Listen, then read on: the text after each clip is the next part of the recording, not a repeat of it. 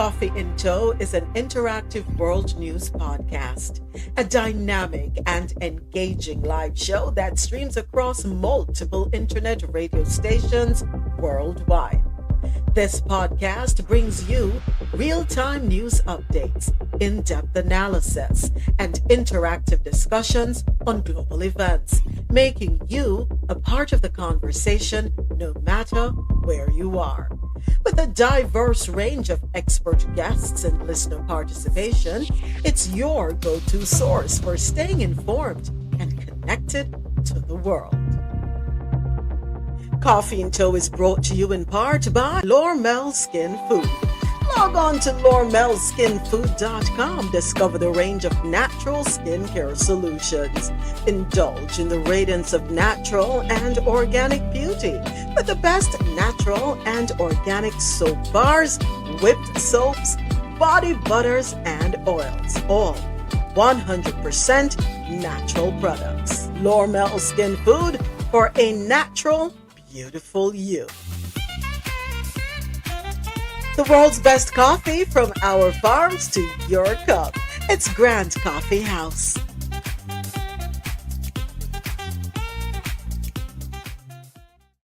And we are live on YouTube. Thank you so much for being with us. Thank you for joining us for Coffee in Tow. RoSolo, one of our co-mods, she's under the weather. We're sending her love, blessings. Get a bakla rum, RoSolo.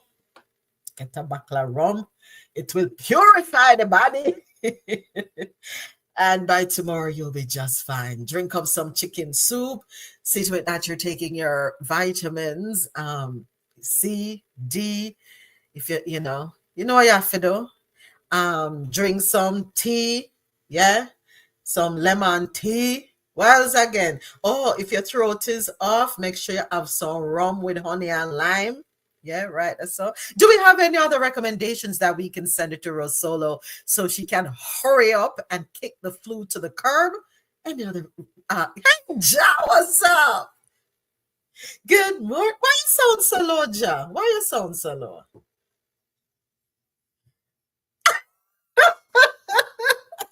Listen, some people have work for doing that. You're going to make people fall in love. No, I didn't say Ginger. Yes, tell her, please tell her.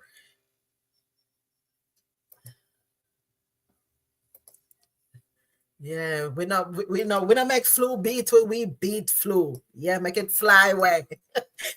You gotta make the flu fly away.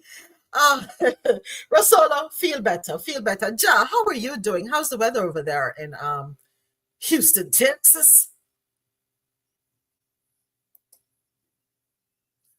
Ooh.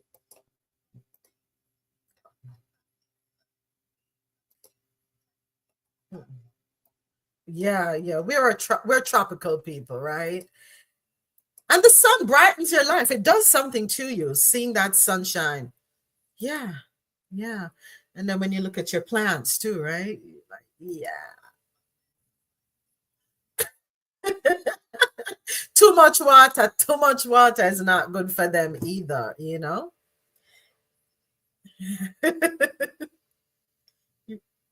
He probably gone back to sleep. He came home like about 1 o'clock, something like that, or after 1 this morning. Yeah, they say I have to work for the money. I know you have to go work with all the craziness that's going on. I don't know. I'm just laughing. That's the only thing I can do. I can only laugh at the situation that's facing us. The unfortunate truth is that whatever is happening is not only affecting us here in the US. There's a thing called a ripple effect, domino effect, snowball effect, however you want to call it, whatever you want to call it. Trickle down. Whatever happens here, it is going to affect the world, the rest of the world. No ifs, ands, or buts about it. All right. So Don't feel like you're there in the States that not now going to happen to you. Your economy in some way, shape, or form may be affected. But what we're not going to do is we're not going to give up hope. We're not going to lose faith, right? Because a God we set and a man we worship. We cannot put our trust in man or mankind, right? And we need to know this. We need to know this. If you're not aware of that, be aware. Man is not your provider. God is your provider, and he will see you through. He will definitely see you through. All right. So that being said, it is time for us to go ahead and get started. As always, we kick it off in the Caribbean corner. First order of business, rescue operations underway for Dominican plane that went missing en route to Martinique. Article courtesy of CaribbeanNationalWeekly.com. The Dominica Air and Seaports Authority, DASPA, made an announcement on Monday that rescue efforts were underway for a plane that went missing after departing from Douglas Charles Airport on Sunday afternoon. The aircraft was en route to the nearby French island of Martinique when it lost contact. Authorities are actively working to locate the missing plane. In a brief statement, DASPA said that the four-seater Cessna 172 aircraft had lost communications after departing at around 3:46 p.m. local time, and all relevant local and French emergency response teams are currently working to locate it.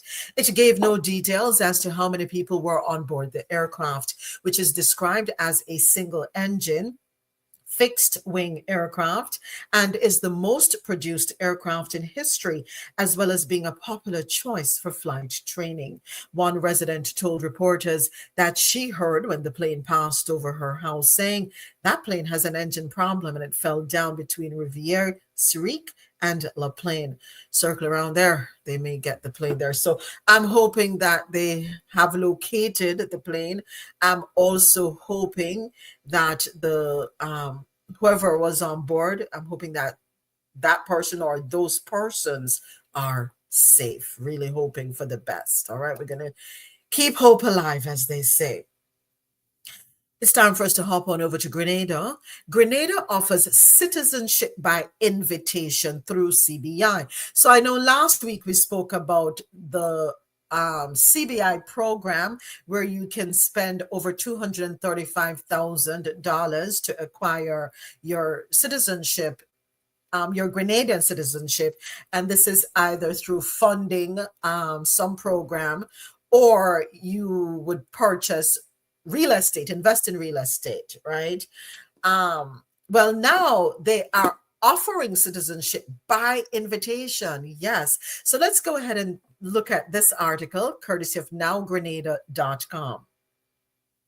The government of Grenada is seeking an economic advisory group with hand-picked high net worth individuals. Yes. So your money have it up there, your thing have it turn up. In other words, right? And a little pion like myself, yeah? Or like me speak for myself. You have it, yeah? Bank account have it spread out. So the government of Grenada is seeking to create an economic advisory group with hand-picked, high net worth individuals who have been approached to become citizens by invitation through the Citizenship by Investment program.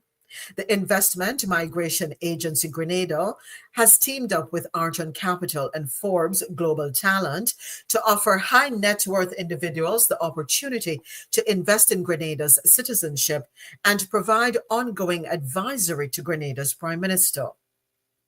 The initiative, according to the website mygrenadasolutions.com, which is run by approved CBI marketing agent GCBIMA0068, is called Citizenship by Invitation, and it invites change makers on Forbes's billionaire list who have expertise in areas of interest to Grenada to apply for citizenship and become advisors to Grenada's policymakers. The website states that the economic advisory role achieved upon their naturalization is not considered a special appointment and does not come with a diplomatic passport, okay? So they're not going to get a diplomatic passport. rest assured. As an incentive to apply for citizenship, these specially invited individuals will benefit from priority processing of their applications, as applications will be processed in a minimum of 3 to 4 months. Well, in 2024, just as a reminder, Grenada earned almost 500 million EC dollars when it approved 5,443 new citizens through the CBI program. And that program started back in 2014. And for the first decade, over 15,000 people have received their citizenship. If whatever this is worth to you, more than half of their new citizens were approved between July 2022 and December 2024. So in the more recent years, in the past, 22, 23, 24, past 3 years, they have ramped up their approval process, thereby garnering the amount of funding they have been able to acquire. Do I have concerns with the citizenship by investment? Yes. For me, it's a double-edged sword. How? While we like to put high net worth people on pedestals, while we like to look at them as role models, are we really sure about how all of them get their money? And don't get me wrong, some of them have got their money by alternative means, let me put it that way, and have made good. They have taken their money and they have done good, meaning they have set up legitimate businesses. They have hired the right staff that can propel them, make them look good. Then you have some of them that have, I don't know if I should call them shell companies. Let me make sure I'm using the right term, right? And shell companies in this, for me, using that term this way means when you lift up the shell like of that of a turtle and you look underneath, hey, God bless her, you're sick, right? So, but let me jump on Google here for a second. So, a shell company is a legal entity that has few to no business operations and is often used for financial transactions and to hold assets. So yeah, I'm using the right term. Shell companies are often used for money laundering and other financial crimes. So it is my hope that the persons to whom Grenada is extending the citizenship by investment invitation, because they're high net worth, let us see to it that all their dealings are above board. That's all. You know what? Put somebody on a pedestal and, make them look good and flaunt them, only to dig a little deeper, or had you dug a little deeper, you would have found out the truth. That's all I'm gonna say on that. Man in 80. So far so good, 80. We're doing good this morning, 80. No nothing. So that's all I'm gonna say on that one. And I sincerely hope that also that the persons to whom the invitation is going to be extended, that they are pure in thought, word, and deed, that they will have Grenada's best intentions at heart. Okay, that's all I'm saying. All right, next up, Haiti. You're on the run today. Haiti's president warns of catastrophic impact of U.S. policies. This article, courtesy of Caribbean National Weekly. The president of Haiti's Transitional Presidential Council, Leslie Voltaire, has sounded the alarm over the potentially devastating effects of the President Donald Trump administration's recent immigration and aid policies. Speaking to the Associated Press in Rome on Saturday, after meeting Pope Francis at the Vatican, Voltaire warned that the freezing of aid programs, mass deportations, and blocking of refugees would worsen Haiti's already dire situation. Voltaire said, "I am knocking on the doors of people who love Haiti. The Pope loves Haiti and he is eager to help. He emphasized the gravity of the crisis in his meeting with the pontiff. Haiti, as we're all aware, is grappling with severe challenges such as gang violence, which has spiraled out of control. Armed groups operate with impunity, killing civilians and displacing over 1 million people. This is according to Maria Isabel Salvador, who is the UN Special Envoy for Haiti. Many of the displaced are living in unsanitary makeshift shelters after their homes were destroyed. The humanitarian crisis has reached alarming levels, with nearly 2 million Haitians facing emergency food insecurity and 6,000 on the brink of starvation. Voltaire explained that half of Haiti's population of 11.4 million is already hungry, and losing humanitarian aid will exasperate the suffering.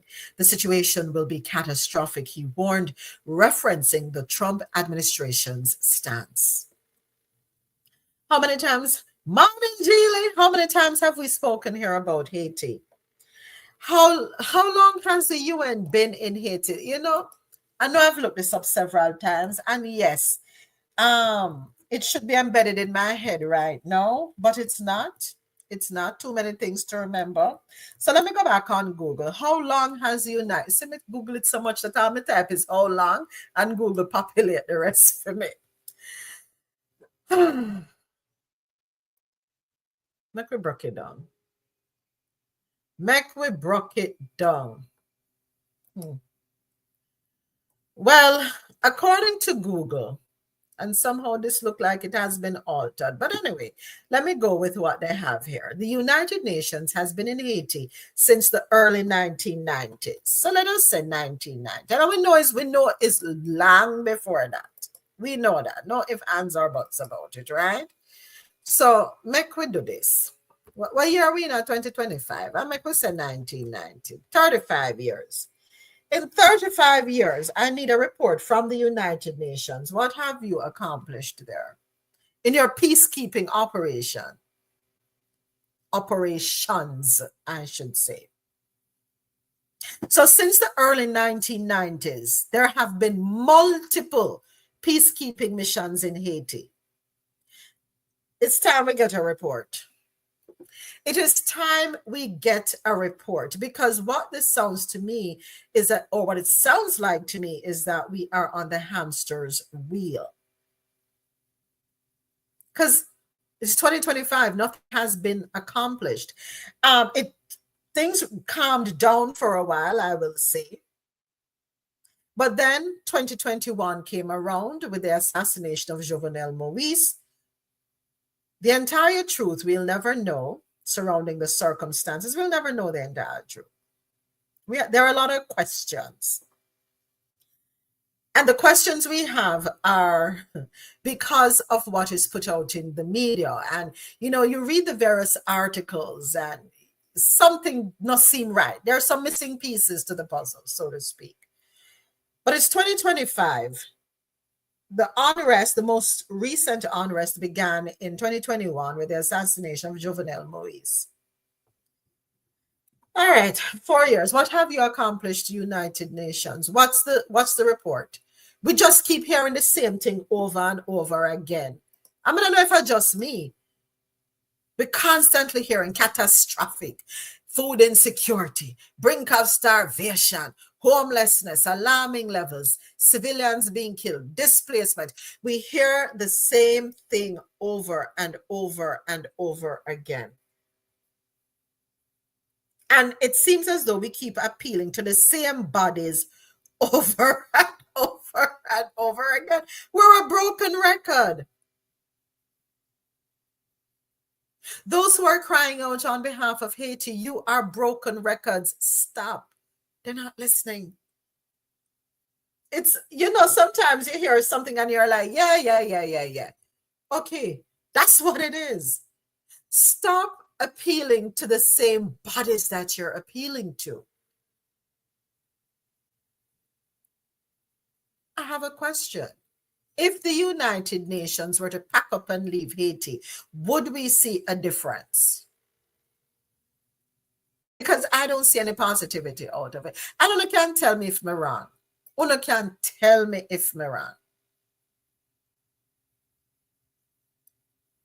There, U.S. troops in the mid 1990s were there patrolling with UN civilian police for stability and peace. They returned in 2010 to help restore order after the earthquake. They're just always there, but they're not doing anything. I think, what does it hurt, or how much harm could there be if the United Nations just pack up and leave? Because there's no peace. If they're supposed to be flying the flag of peace, pack, and not now going from the 1990s, pack up and leave. Just leave Haiti. Just leave. I'm sorry. I don't know. And go ahead, John. I'm so sorry. Go ahead.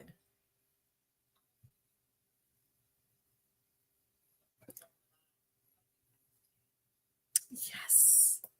Yeah. We have to try something different, don't you? We have to.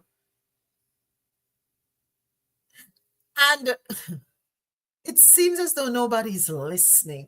Well, we know it, but Mr. Attorney, right now we're a broken record. We can talk till the cows come home. I'm sure you're familiar with that saying.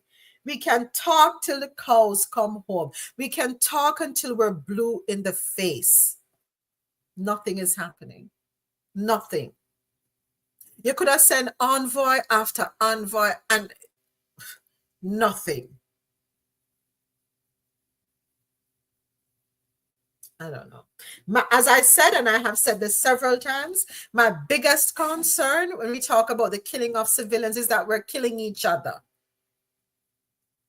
I am not your problem. You're looking at me and killing me, and I am not your problem. May I fight for survive just like you, but you're killing me. What do you stand to achieve when you kill me? What you're doing is fulfilling their agenda. You are living up to their expectations. That's what you're allowing them to check off the boxes as it relates to how we're viewed. So come on, my Haitian people. Stop killing each other. There's nothing to be gained from killing each other. This is not how you're going to get any type of resolution. That's all I'm asking for. Stop killing off one another. All right. Let's move it right along. Next article. Returning resident killed in Ocho Rios, reigniting fears among Jamaicans abroad. And this one is so sad. Very disheartening, and it pained me. I spoke about it last night when we had our test room last night. Thank you, by the way, everyone who was here with me for the test. And so far, so good. Knock on wood. The Wi-Fi booster thing at work. We haven't had any glitches. We haven't had any internet outages. So we are truly grateful for that. All right. So, according to Caribbean National Weekly.com, tragedy struck the quiet community of Pyramid Heights in Ocho Rios, St. Anne, when the body of a 72-year-old returning resident, Loris Murray, was discovered in her home on Saturday morning, January 25. Murray, who had returned to Jamaica after years of working in the United States as a nurse, was reportedly killed after criminals broke into her house, SA'd her, and robbed her.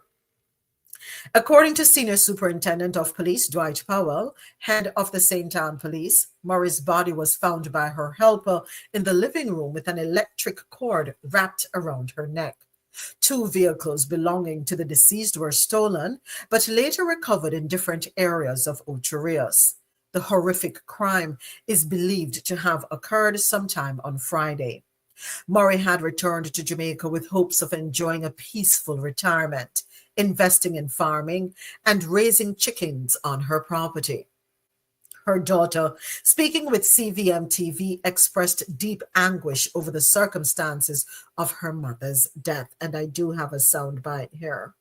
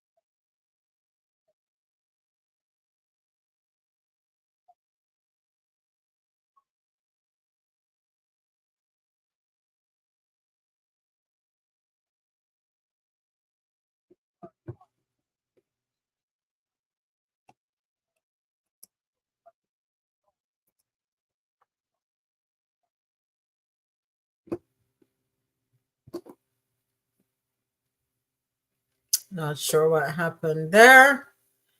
Um, yeah, I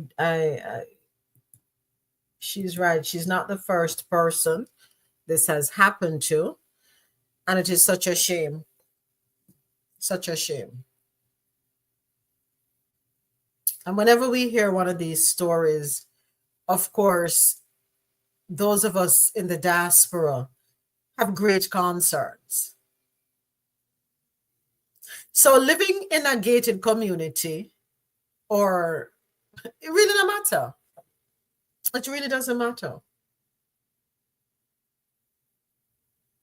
It does not matter. Uh, I hope you all are hearing me on fan base. Okay, good. Okay, good. Doesn't matter. Who do we cry out to for help? Because yeah, we can say government need to fix this. But whenever government tell the man them will have a job for do them the tour, allegedly. Because right now, all eyes are on the people that went and made the delivery of the supplies. That's where all the attention is right now. So how do we? Well, the government can't change a man's heart. A man have to get up and say, yes, I want to do better. Just as in the song we played earlier from Buju Banton. Good and evil exists. You can't have good without evil. You know that, right? Good and evil exists. And we all have what is called free will. We all have what is called free will, the freedom to make a choice. Nobody never tell you if you go kill the woman, thief or car. Nobody told you to do that. The horrible things you did to this 72-year-old woman. All right, take the car and go on. Take the car and go on. But they killed her because she saw their faces and she would have been able to identify them. You take the two luxury vehicles. How far you think you wanna go reach with them? What you not gonna do with them? You can't insure them. You can't sell them. You can't even maintain them.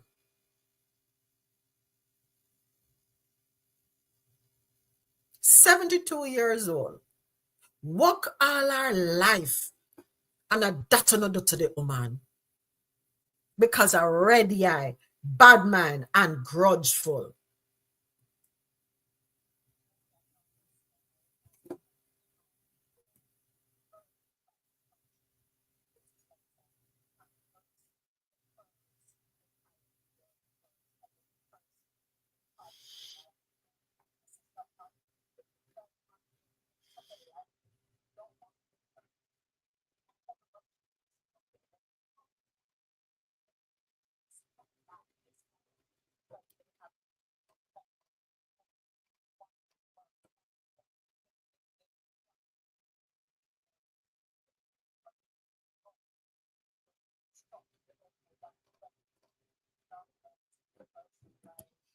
They don't know what you go through for have what you have. Not sure how true it is, but it is said that she must have made a withdrawal for $1 million to pay people. You cannot walk with them the kind of money they. Any settlement that you're doing, do it with a transfer, bank to bank transfer. That's the best recommendation I can make. Bank to bank transfer. Go ahead, Mr. President. Morning.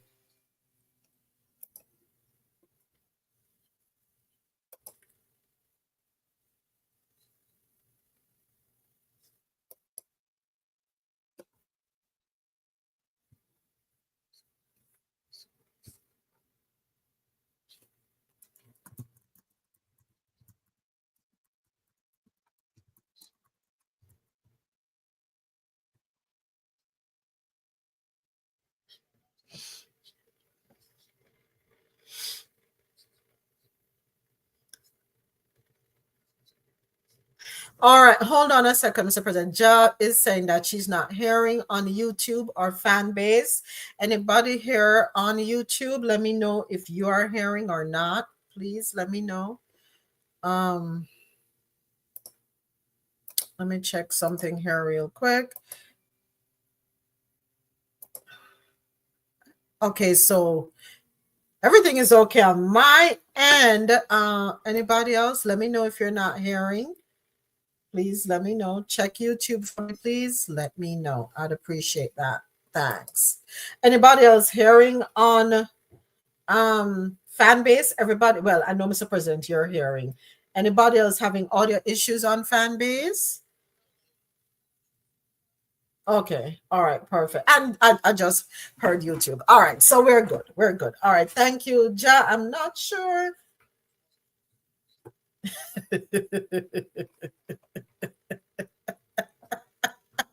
So the investigation into Murray's murder is ongoing, and the St. Anne police are urging anyone with information to come forward. The tragedy of Lewis Murray underscores the tough realities facing Jamaicans abroad who dream of returning to their homeland. For many, the risk of becoming a victim of crime outweighs the hope of retiring in peace. All right, next up, 2026. Thank you for sending this article over, Mr. President. 2026 target for implementation of consolidated payroll tax system, according to Dr. Holness. This article, courtesy of JamaicaObserver.com. Prime Minister Andrew Holness has set a January 2026 target for implementing a consolidated payroll tax system. So they have 1 year for roll it out. Marking a significant step towards overhauling Jamaica's tax framework. The single payroll tax deduction system, first proposed in 2007. How much are that? From proposal till now, how much are that? No, what that? 18 year. No, sir. Anyway, I saw it take long. Read the news moments. Yes. The single payroll tax deduction system, first proposed in 2007, has languished through successive administrations without resolution. Holness stated that the tax administration of Jamaica has been given a firm deadline to ensure the system is ready within 2 years, aiming to simplify the compliance process for employers and employees alike.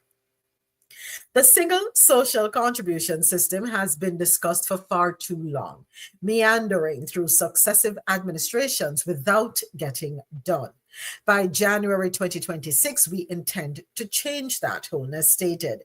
The payroll tax overhaul comes as part of a broader agenda, which includes raising the general consumption tax threshold, that is, for small businesses, and plans to incentivize Jamaican companies domiciled abroad to return their operations home. Holness suggested further increases could help smaller enterprises focus on expansion rather than grappling with compliance requirements. In 2019, My administration increased the threshold from $3 million to $10 million. We are now looking at a further increase to remove burdens from small businesses and allow them to grow. Why? Who go to the green light and say you make them grow now? After other companies make leaps and bounds, yeah. But we take it. We take whatever we can get. Whatever scraps fall off the table, we will work with it. Yeah, we do what we can. We do our best. Owners highlighted the government's commitment to modernizing tax administration systems through digital transformation. Okay. All right. 2026, and so we'll remember. January 2026, so a year from now, we will remember. Yeah, we're not going to forget. Also, Kurt, thank you, Mr. President, for sending this one over as well. Bloomberg doubles investment in Montego Bay to Jamaican $16 million for youth and climate initiatives. This article can be found on JamaicaGleaner.com. Montego Bay's drive to address climate resilience and youth empowerment has received a significant boost, with Bloomberg Philanthropies doubling their funding for the city's Youth Climate Action Fund to 16 million Jamaican dollars. This comes a year after an initial 8 million Jamaican dollar investment by the United States of America-based organization, which is seemingly pleased with the success and potential of the partnership between the global philanthropic giant and Montego Bay's leadership. The announcement, made by Bloomberg's Civic Engagement Director, Tracy Kolunga, highlights Montego Bay as the first Caribbean city to benefit from Bloomberg's global initiatives, which span 6 continents and nearly 100 cities. Kolunga praised Montego Bay, their mayor, Richard Vernon's proactive leadership, stating, "He's the reason you guys have the money." The Youth Climate Action Fund aims to empower young people through opportunities and jobs while addressing broader societal issues such as poverty and crime. Kolunga emphasized that while climate action is a central focus, the initiative's ultimate goal is to create sustainable, thriving communities. She added that Montego Bay's success could pave the way for further investments with no set limit on funding. Wow, look at that. Of course, it's my first time hearing about the Bloomberg Philanthropic Initiative. I'm looking them up, folks. So Bloomberg Philanthropies, they have many global initiatives, including Global Road Safety, a 12-year project that aims to reduce traffic deaths and injuries in low and middle income countries. The initiative focuses on improving road infrastructure, strengthening national legislation, and upgrading vehicle safety. Global Designing Cities Initiative, a program that aims to transform streets around the world by inspiring communities, leaders, and practitioners to design streets that put people first.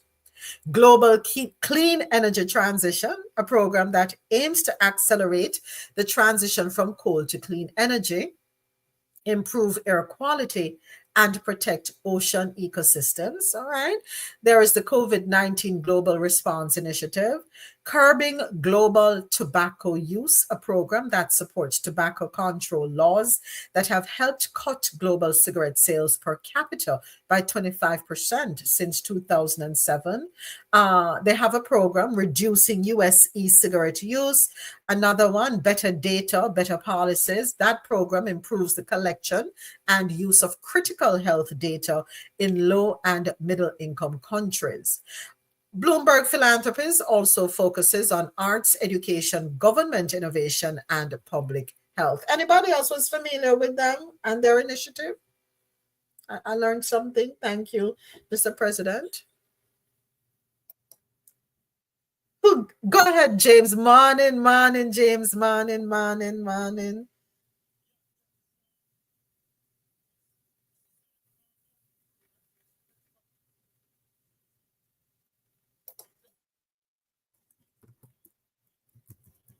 Mm-hmm.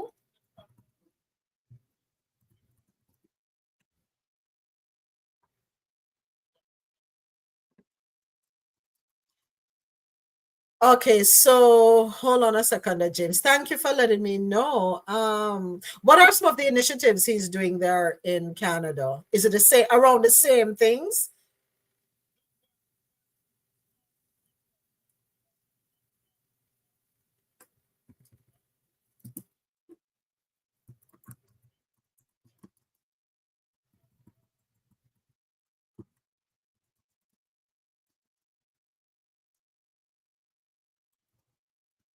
Okay. Mm-hmm. Oh, interesting. All right, well, we learned something new. Go ahead, Adesoji.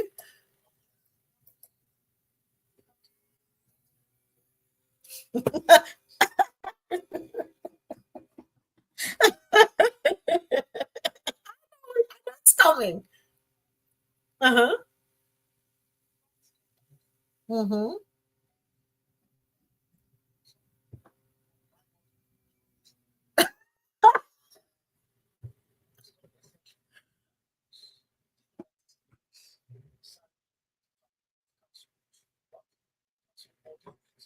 Yes, there's a freeze. Mm-hmm.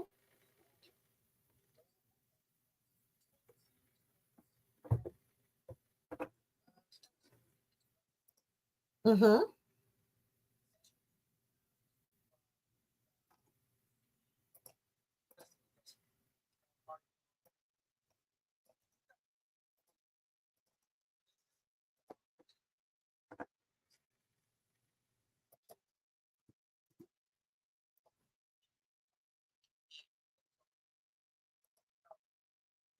Mm-hmm.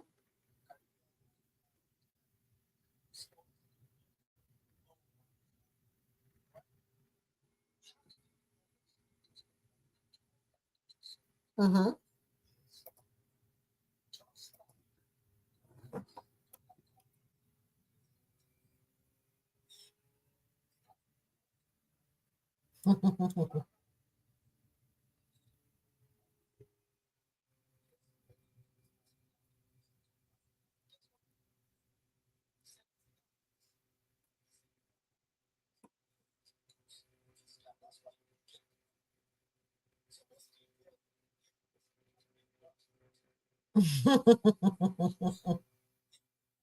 Mm.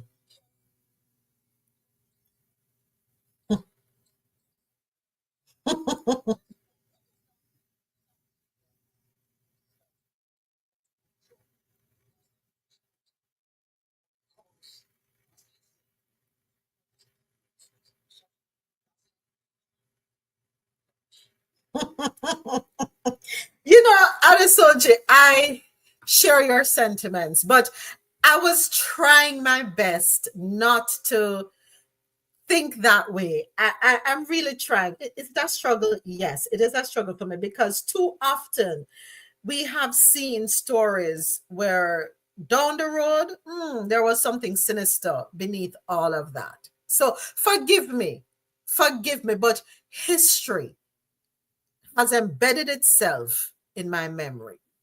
Yeah. Are there people out there who do genuine good? Absolutely. But it's a shame that we have to put them through the same strainer that we have, that we put others through because and not everything what come on a white horse is good.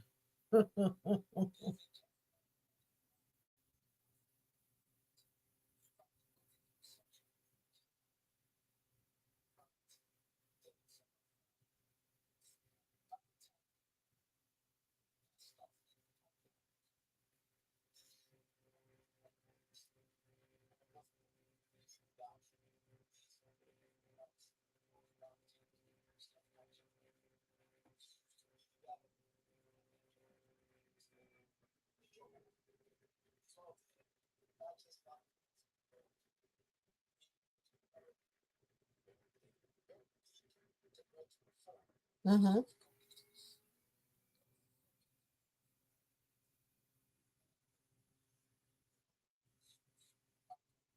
mm-hmm.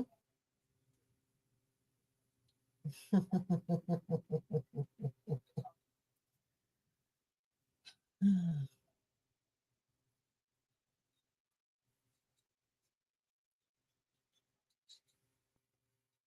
mean, we have no choice, unfortunately. Unfortunately, right? And everything will glitter a gold. Some might a wash over. I'm here getting ready to start the next story. So I'm seeing a clip of a Newsmax host, Joy Ann Reid, put it up on her Instagram page. A Newsmax host is taunting people complaining about migrant deportations of Latinos by eating a taco on air. And the only thing that comes to my mind is, all right, you want to get rid of all the immigrants. Please make sure you send them food back with them. Don't, don't be eating none of the food. None. None at all. Eat what your ancestors came with.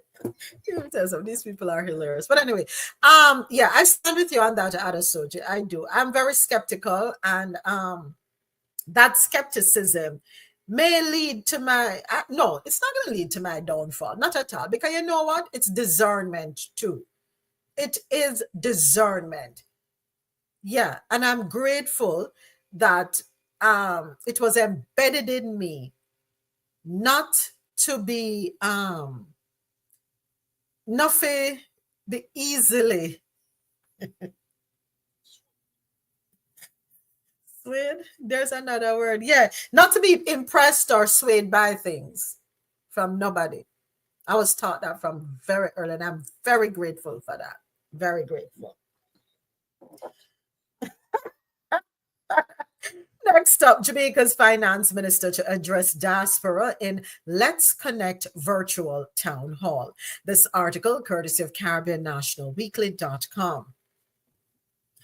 In a bid to enhance engagement with the diaspora, Jamaica's Minister of Finance and the Public Service, Favour Williams, will headline the upcoming Let's Connect virtual town hall to be hosted by Jamaica's ambassador to the United States, Her Excellency Audrey Marks.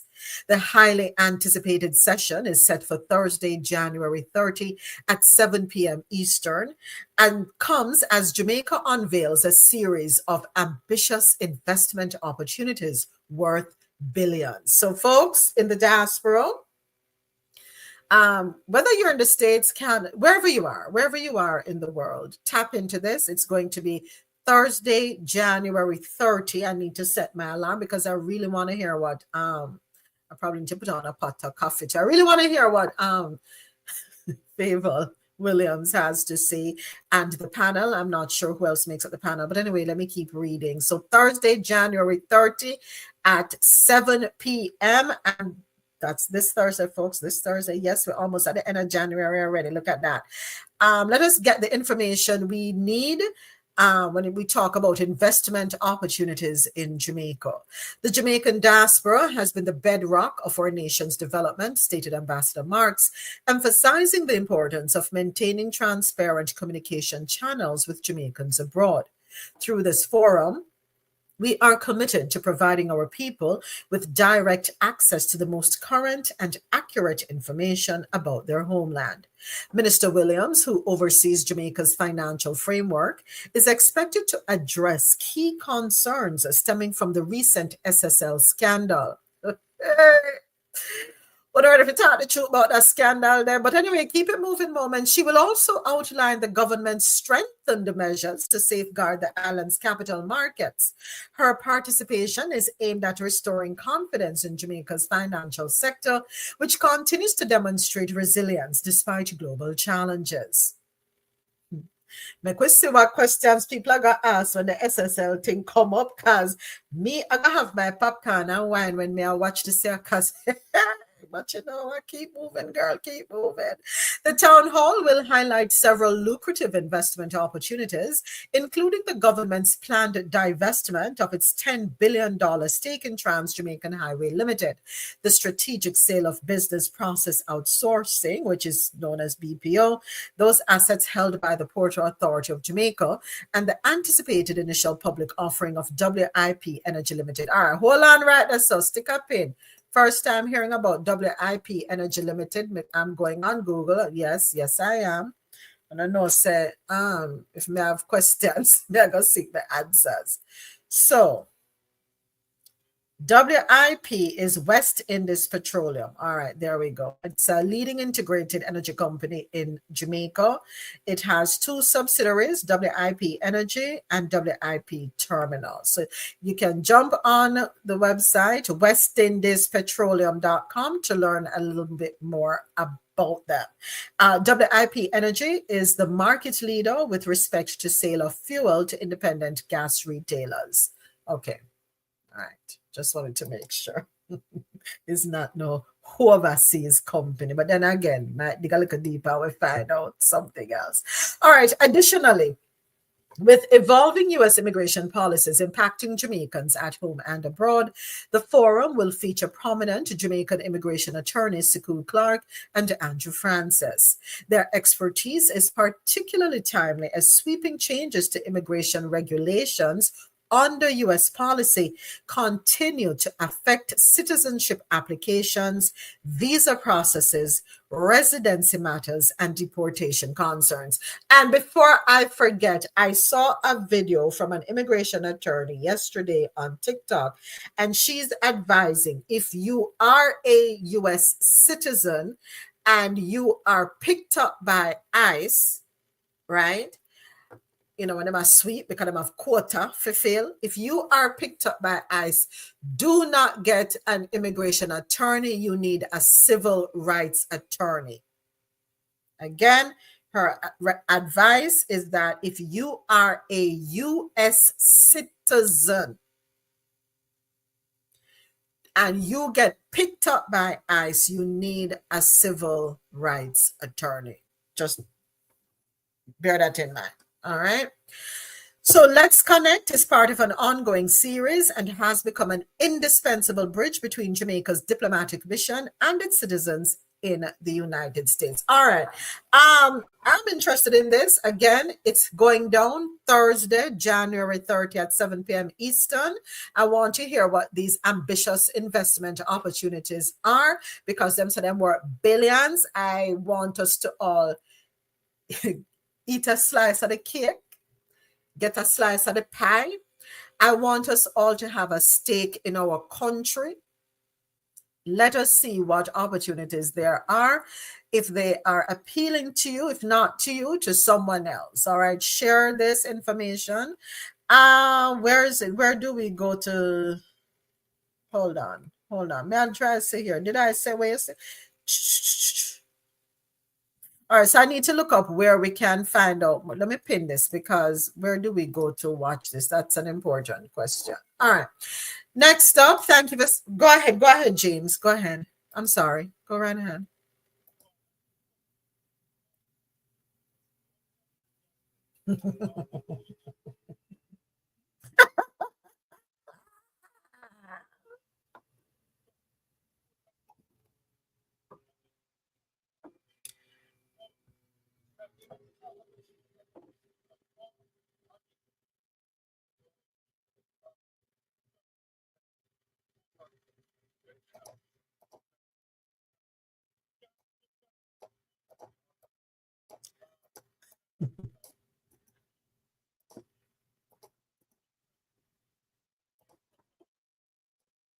Mhm.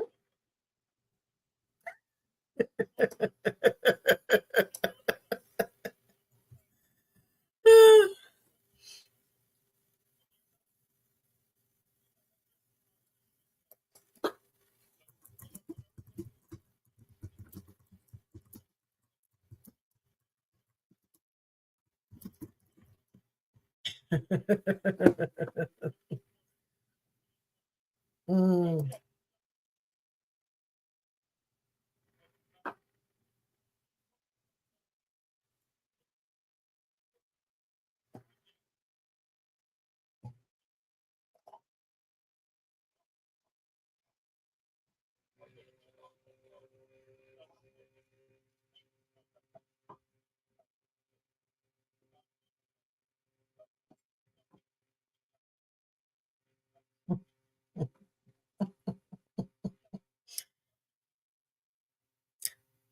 Yeah, so there are other concerns. What are other concerns that you would table if you had the opportunity to pose them? What other concerns would you present? So we're talking about safety and security.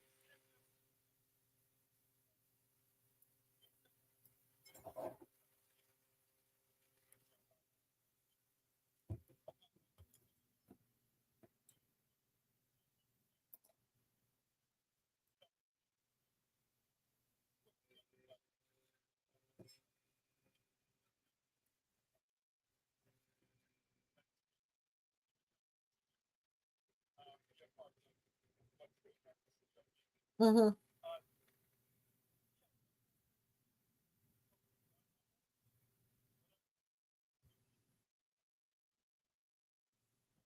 mm-hmm,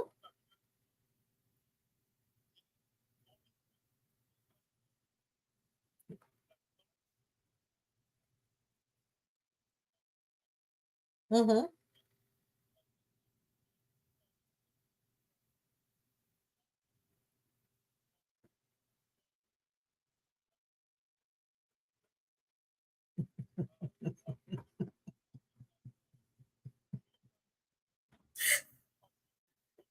Controlled environment. So that way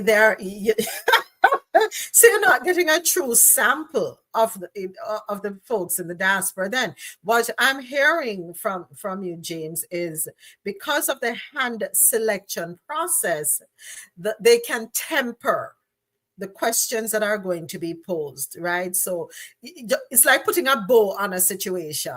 Open the package, not open it up. We're not going to the Pandora's box. All right. So just seems to still be having issues with our audio. Um, for you guys here with me on Fanbase, everyone here with me on Fanbase, if you are also on YouTube, please let me know if you're able to also hear what's going on Fanbase coming through on YouTube. Just let me know. All right, next up, thank you, James. Next up, it's time for us to go down in our coffee pot. I'm sorry, no, not the coffee pot. Well, I guess it could go there, but it's really where I go up on the field in our sports segment. Shelly Ann Fraser Price announces major career move to the US as she begins to expand her network. Was not aware of this, Mr. President. So thank you for letting me know. According to pulsesports.co.ke, Jamaican sprint legend Shelly Ann Fraser Price will begin marketing her new hair care line in the United States in February. Fraser Price launched the new product named Afime last July, just when the Paris Olympics was starting, and is now set to start promoting it with the first stop in New York from February 1. The 10-time world champion is preparing for life beyond track and has decided to venture into beauty products as it is one of her passions, with her product range being a vibrant tribute to her Jamaican roots and a testament to her belief in self-expression through hair. All right. So, are you ready? Afime is bringing the essence of Jamaica to New York, she posted on Instagram.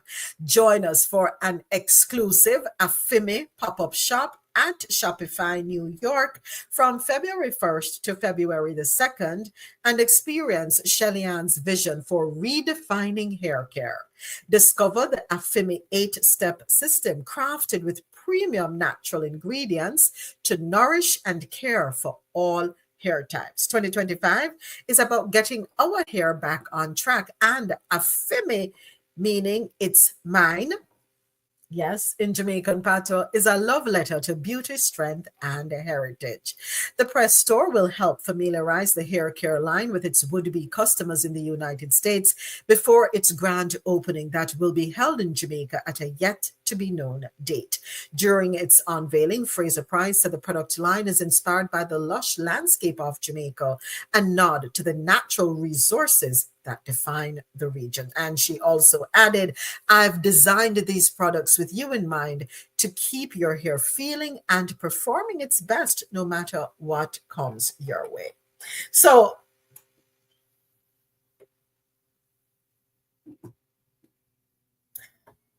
and you know what I'm going to say?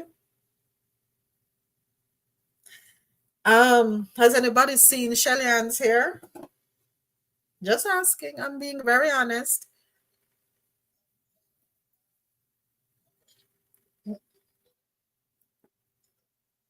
Afimi.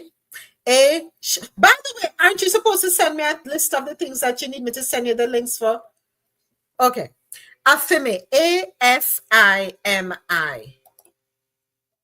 Afimi. It's from Nigeria, isn't it? Mm, mm, mhm. It's mine or it belongs to me.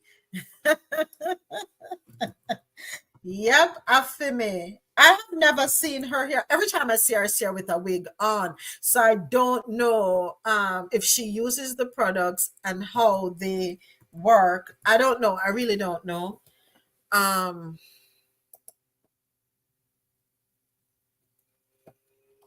Go ahead. Go ahead.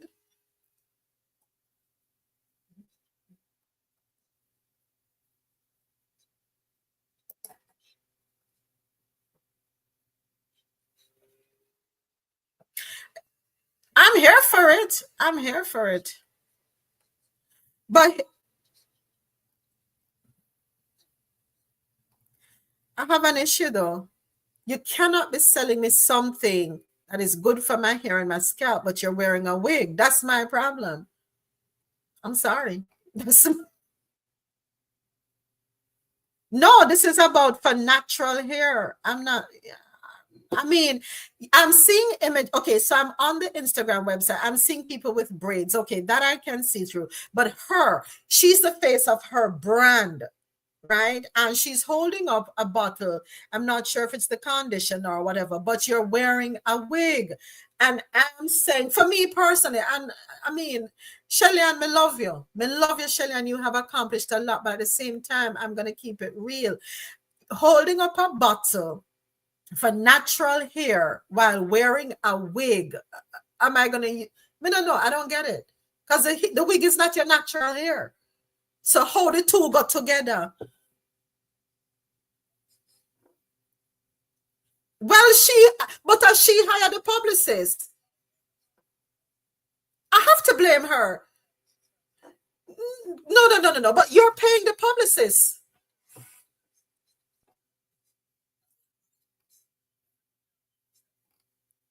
Come on, man. Come on, Shelley.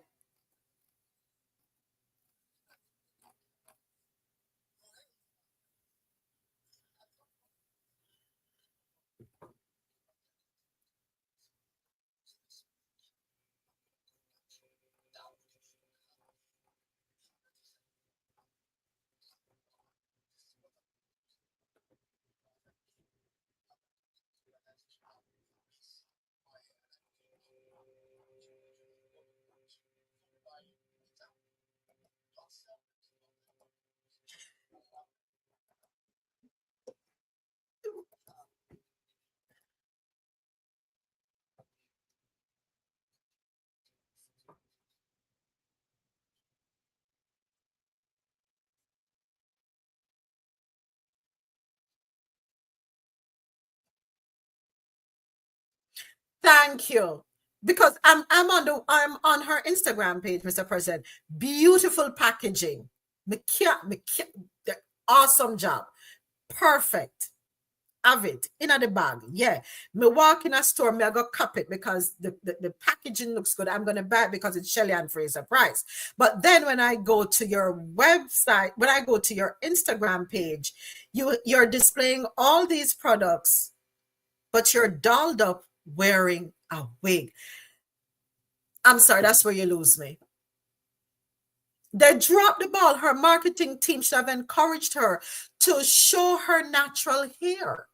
As you mentioned, a before and after. Show the natural hair well groomed. We have so many hairstylists that specialize in natural hair. Or show the versatility. Well, you know what? I protect my hair with these products before donning a wig. Something into it. Because me now, as a little girl who, is easily influenced, let's say that's why I am. Me, I nah lie the wig look good enough. Me, I got things say, well, some hair I got look. My hair I gotta grow long, it gonna look like a 30-inch bust down. Come on.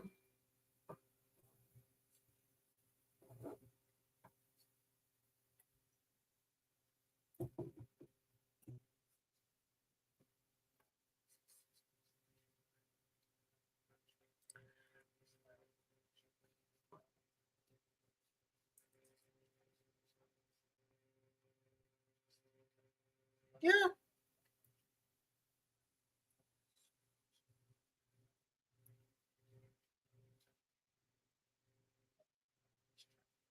yeah, yeah.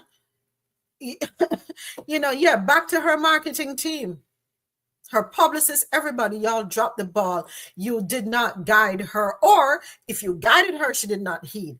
But natural hair care products, let's see your hair. Let's see some videos with you using the product on your natural hair. If there are some and I have not seen them, please forgive me. But I'm here for it. I want to see her do well. Will she do well? Yes, I believe she will. But I want it to be relatable. I'm sorry. That's me right now. That's me. You know. Packaging, sell off. Love it. Earth tones, green, brown, light green. Love it. All right. That part good. Afimi. AFIMI. Check it out and support her. Definitely support her. All right, next up. We're still in the Caribbean corner, going down into the islands. Our features travel and lifestyle segment. This article, courtesy of nowgrenada.com. HD Lady, Grenadian owned vegan cosmetic brand, celebrates independence with a sustainable beauty revolution.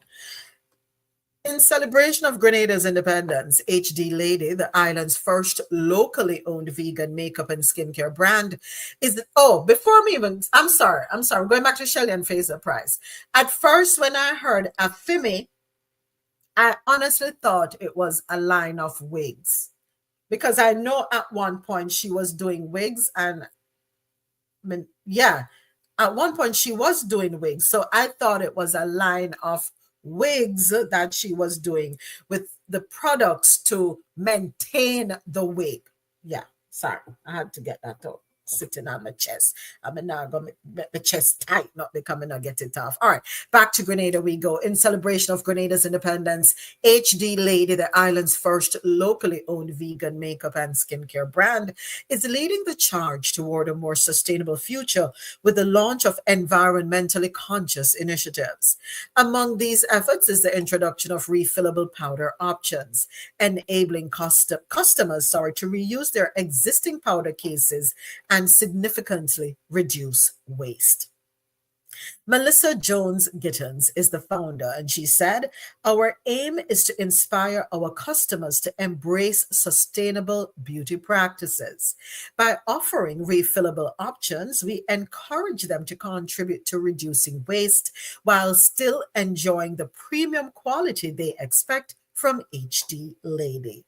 In addition to refills, HD Lady continues to champion sustainable beauty through vegan products crafted with plant based, cruelty free, and ethically sourced ingredients. HD's formulas are free from harmful chemicals and enriched with organic elements for a safer, eco friendly beauty experience. There's also eco friendly packaging.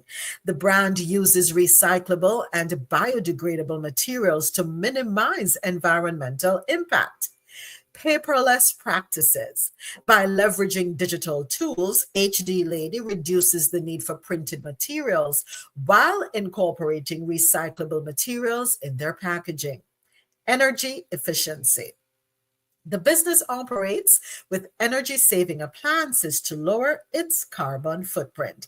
Since its launch in 2020, HD Lady has become a trailblazer in Grenada's beauty industry, offering a high definition makeup line and a complementary skincare range. Manufactured in Canada, the products are ISO and GMP certified, ensuring top tier quality.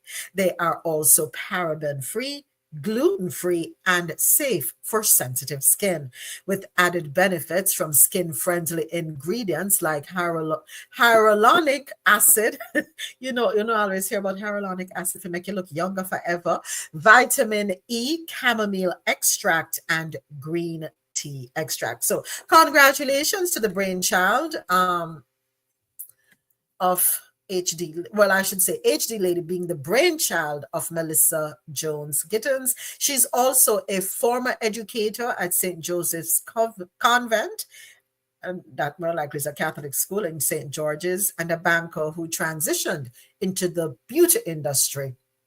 And she did that because she wanted to provide Grenadian women with high quality, affordable cosmetics. So, my folks over there in Grenada, please see to it that you support her e-commerce platform, right?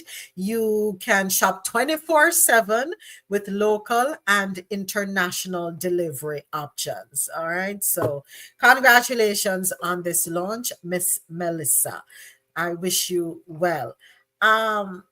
Talking about eco-friendly packaging, I need Tasha to know that I have one big scandal bag. No matter what, you can't take the Jamaican out of me. Any plastic bag that we have, we call it a scandal bag.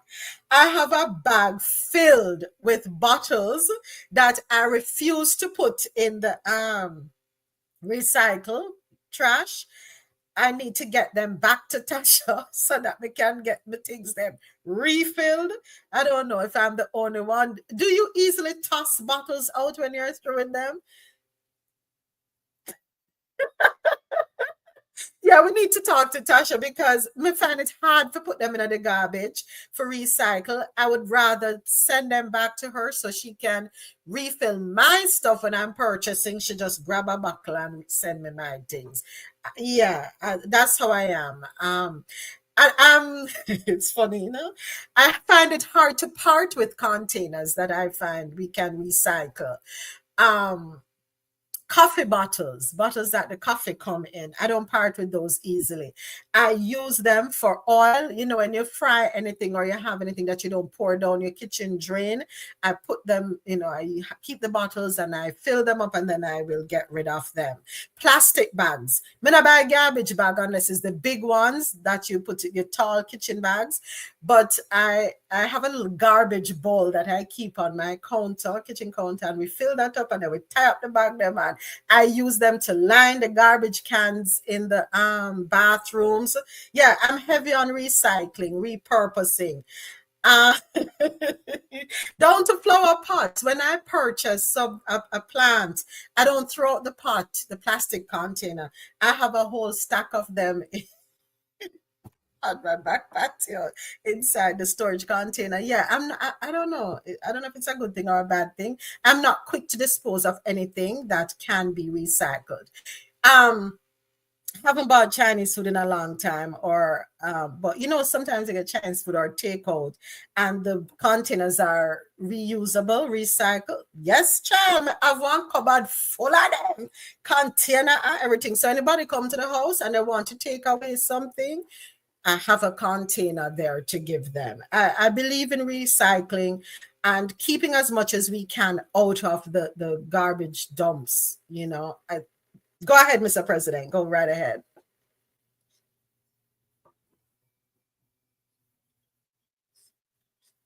Oh, yeah, yeah, yeah, definitely. Yeah,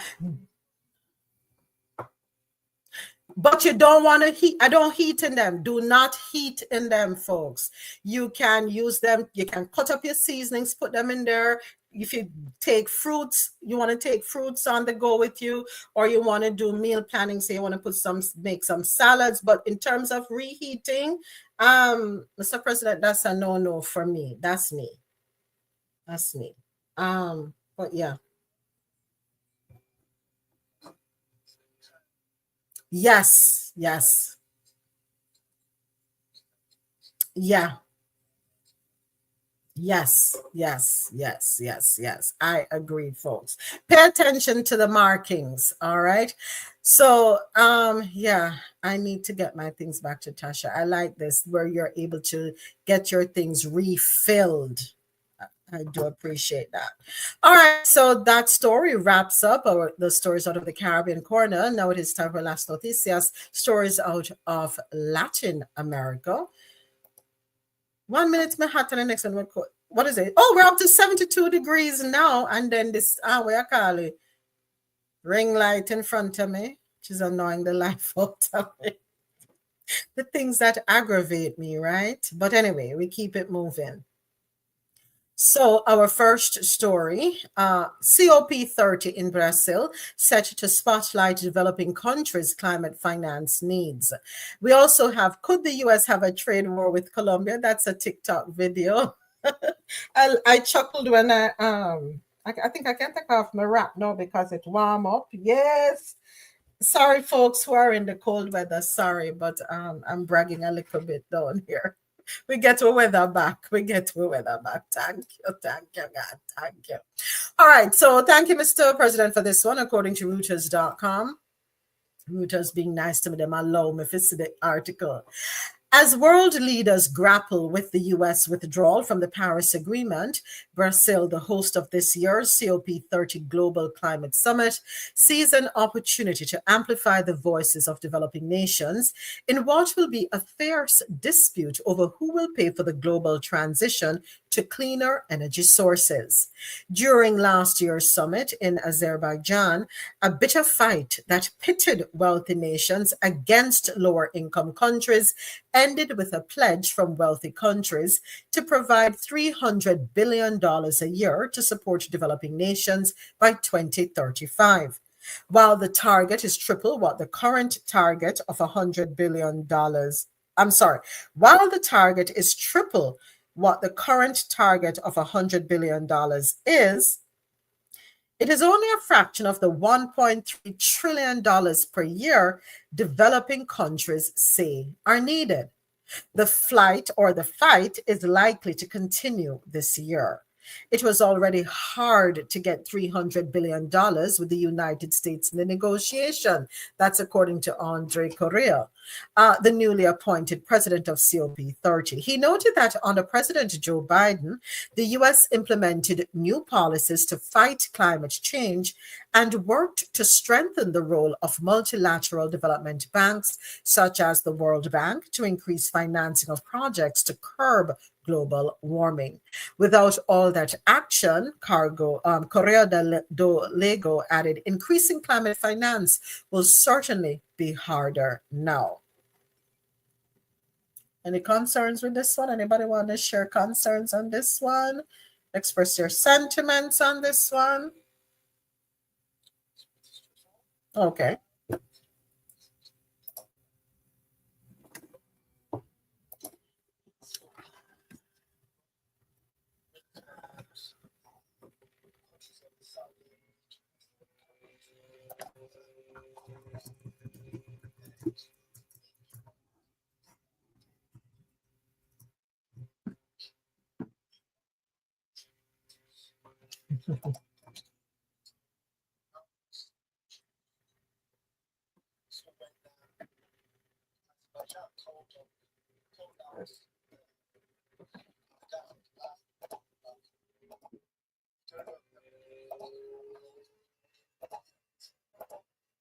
Trench, billion.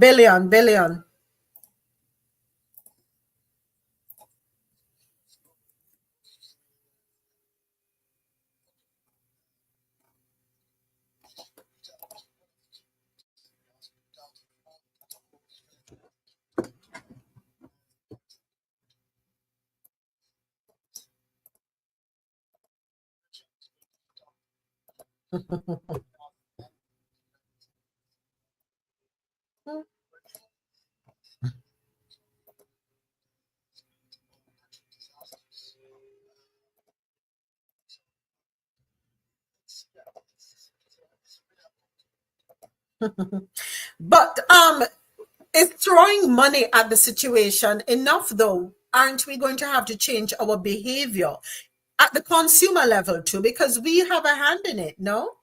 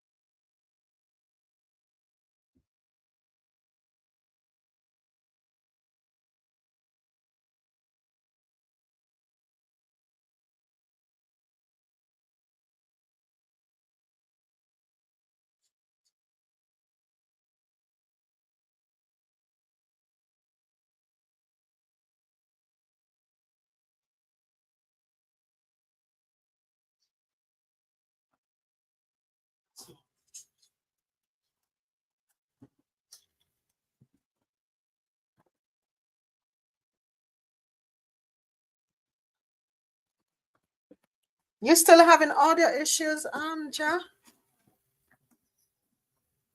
No, I sent a message to Donald. I had to step away for a second. I sent a message to Mr. President. I had to step away for a second.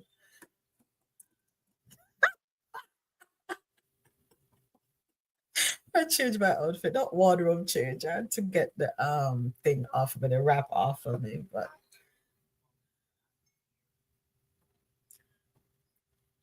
AT says he's hearing. Um, so I guess it's you, Ja. Close it and try. Is that Hot Wheels blocking her?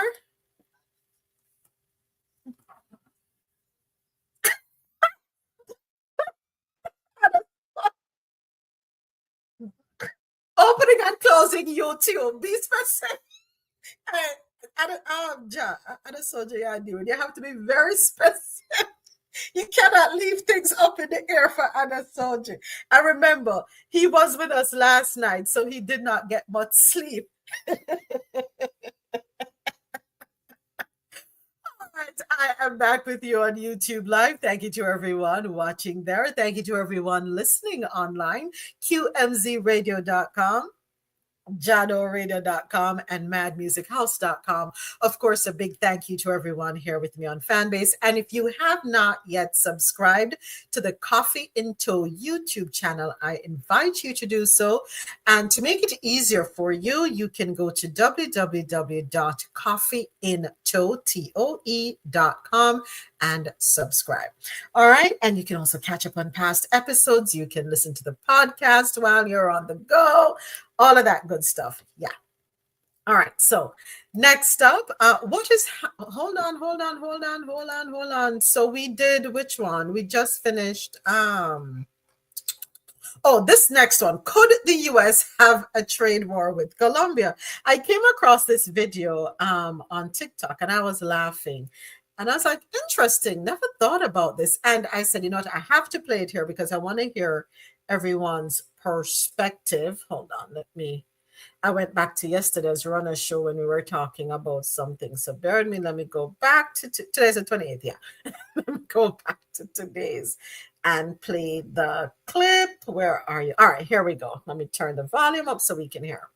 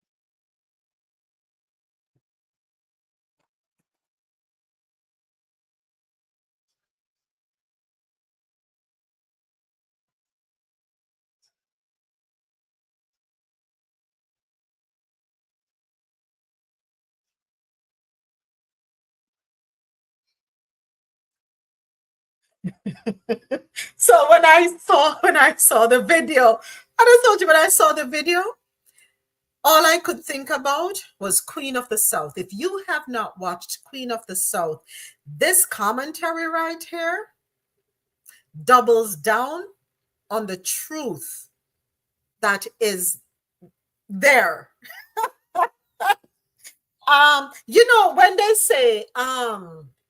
When they say they're going to embark on a war on drugs and get rid of the drug dealers, there's a reason why a lot of Mexicans are laughing. It's not just that Americans have a drug problem.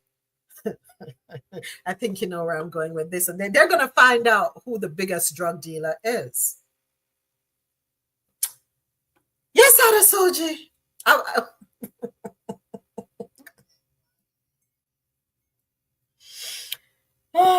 He said, didn't he send his plane for them? Because you're not going to treat our people. We will take our people back, but you're not going to chain them up and put them on military planes like animals. You're going to treat them with dignity and respect.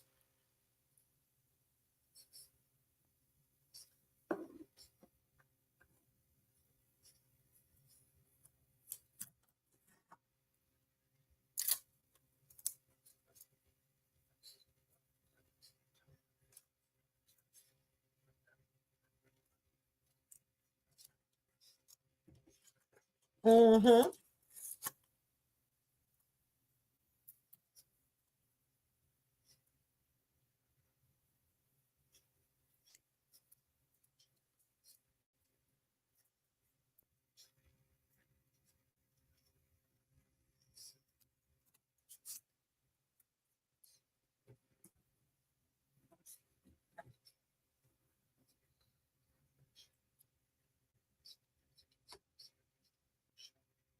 Mm-hmm.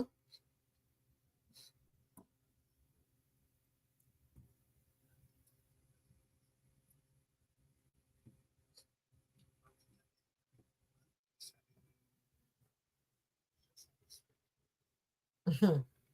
The good old media. Oh, by the way, I saw a clip where this one had me cracking the hell up. For those of you who are strong supporters of MAGA and are saying that, oh, don't worry, we don't have to get our coffee from Colombia. We'll get our Italian coffee. Oh boy, how do I break this to you?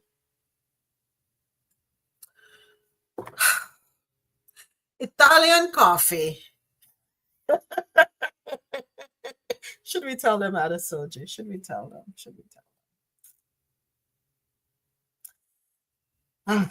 Italian coffee, folks, actually comes from South and Central America, parts of Africa, Ethiopia, and parts of Southeast Asia. And when they import the beans to Italy, they put their own spin on it. But just like Dubai doesn't have a gold mine, just like Sweden and Belgium do not have cocoa farms. Uh, Italy, sorry, the beans don't come from Italy; they come from Colombia.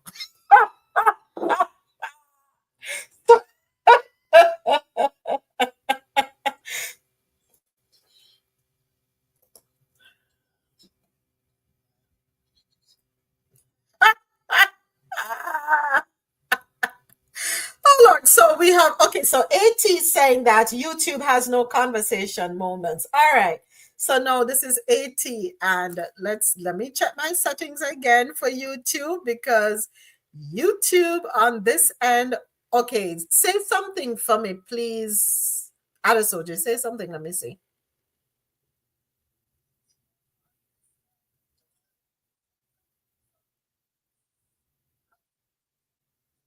I can hear you. I want to see if your thing is feeding in because it's showing here that the sound is going in.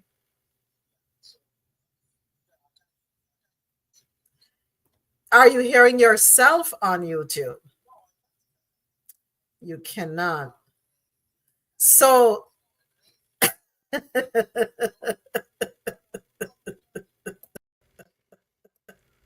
all right, go again, Adesoji. I'm just you're hearing fan base on YouTube.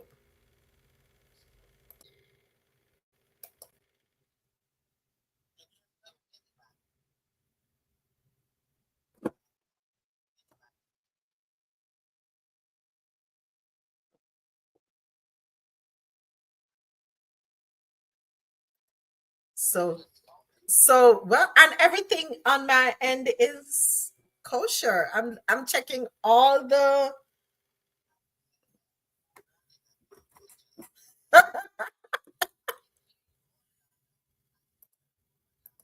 but it's YouTube. All right. Oh yeah, yeah. Come on, YouTube. What's up? What's going on? Because last night, was anybody checking it on YouTube last night?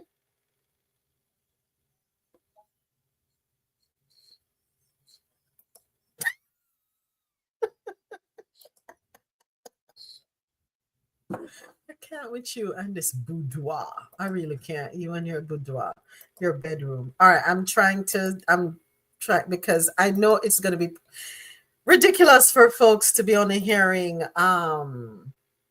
one side.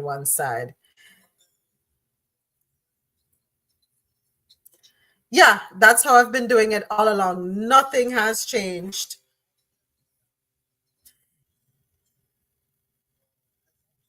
Uh-huh. I'm doing that right now. Mm-hmm.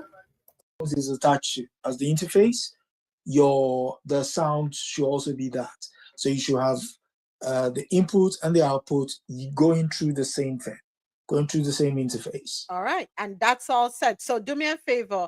I did a slight switch in terms of the communication. And okay, AT says now he hears. So what I did, Exactly. I went from this is so funny because first it was on the default and it was working just fine. I switched it to communications and now the AT is saying he's hearing it. Isn't that funny? So 1 minute, one line. I hear you as well. All right, good. So we're Oh, good to even, even Hot Wheels can hear you. Adesoji, you see, that's why you got to listen to women. go. Oop, oop, oop. Talking about use the British Wi-Fi.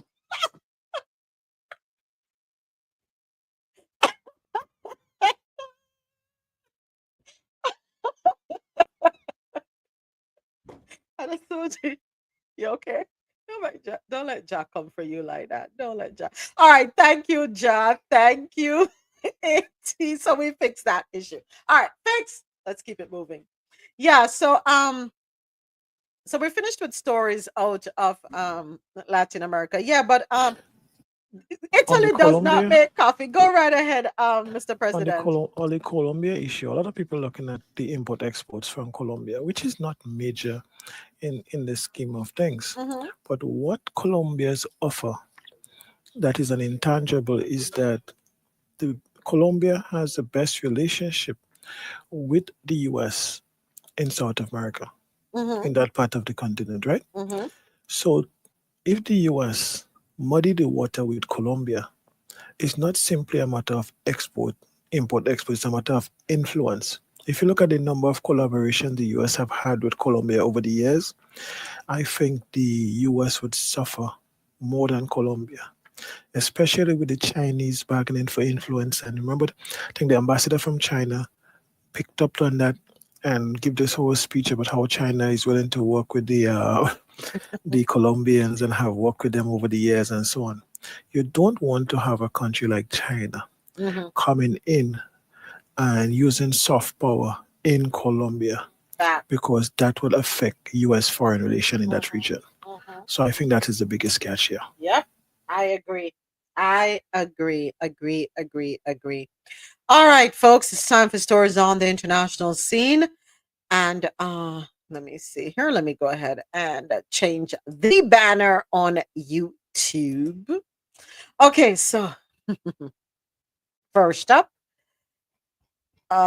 what is happening in eastern Congo, where rebels claim they captured a key city? So I was not able to get the story the way you sent it to me. I had to go to another website, Mr. President. But thank you so much.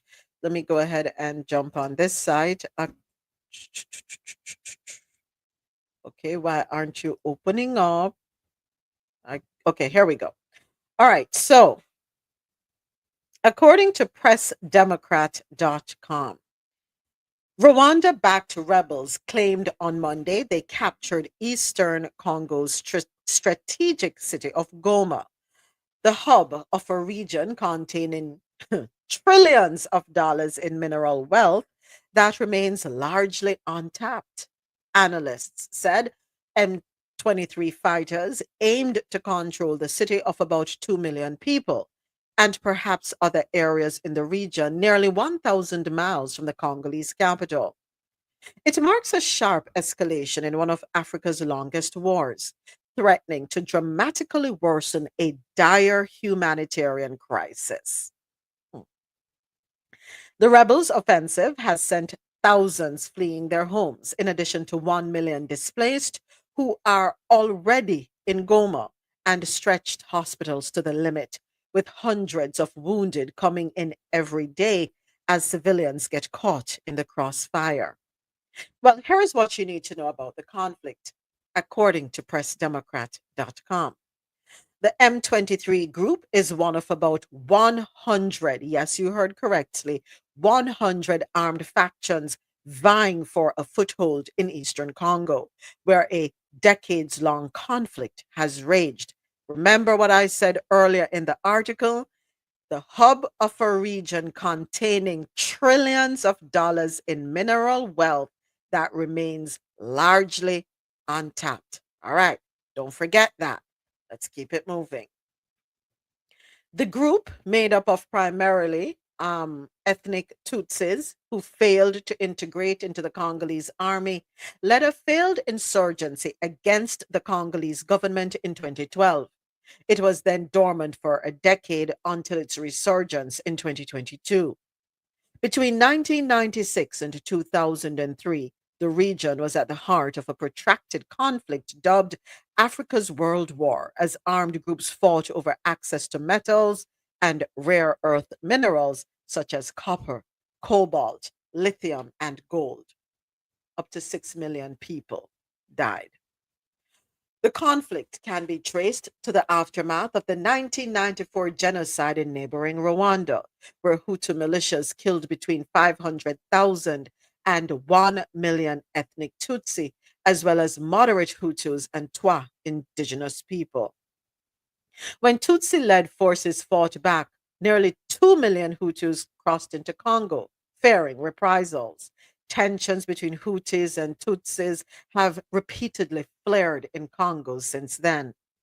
Rwandan authorities have accused the Hutus who fled of participating in the genocide and alleged that elements of the Congolese army protected them. They have argued that the militias formed a small fraction of the Hutus are a threat to Rwanda's Tutsi population. M23 rebels, M23 claims to defend Tutsi and Congolese of Rwandan origin from discrimination. Critics say it's a pretext for Rwanda to obtain economic and political influence over Eastern Congo. As the world relies more than ever on Congo's metals and rare earth minerals to produce electronics, the stakes have risen. Neighboring Rwanda and Uganda have financial interests in Congolese mines, as well as, drumroll please, who are the two superpowers right now? China and the United States.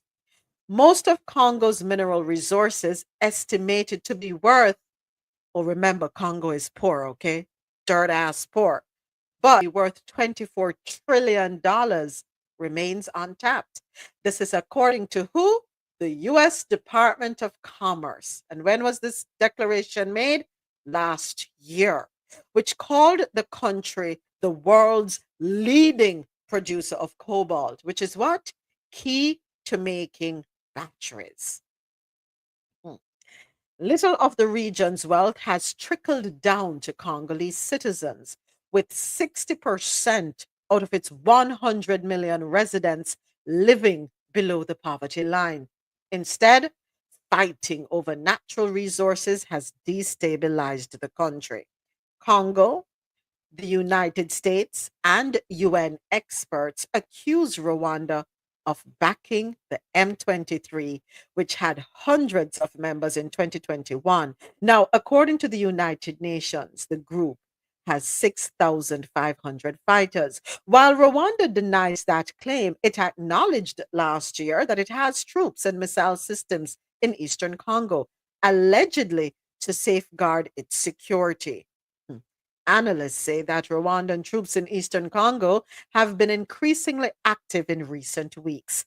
The city is a regional hub for trade, security, and humanitarian efforts, and its airport is key for transporting supplies.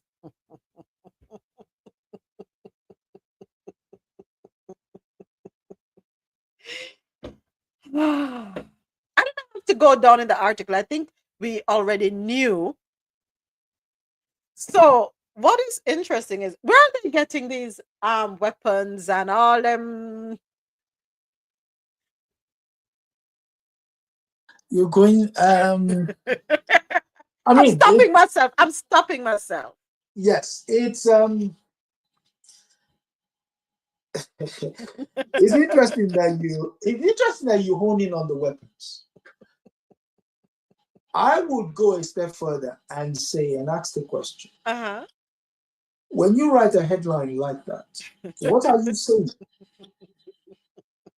You're saying against all the international norms, all the international laws, a rebel group that somehow gets those weapons you refer to are controlling a size, an area the size of Belgium. How do they get to do it? In order for them to then exploit minerals. Exploiting minerals doesn't just mean bending down, picking it. It means, first and foremost, you have to get the people to go and get it. And when the people get it, you have to find a way of getting it to market. So the question is, how is it that this body, in the full glare of the world, is able to not just control that area, but to get to get all the stuff they need using weapons that are not indigenous to that area, but also then get that stuff onto market? That the mind boggles. The mind boggles. But hey, we have to play pretend, so that's what we're doing. Yeah. We're gonna put our blindfolds on. We're gonna have tunnel vision, and we're gonna just look toward the end of the tunnel. Go ahead, Mr. President.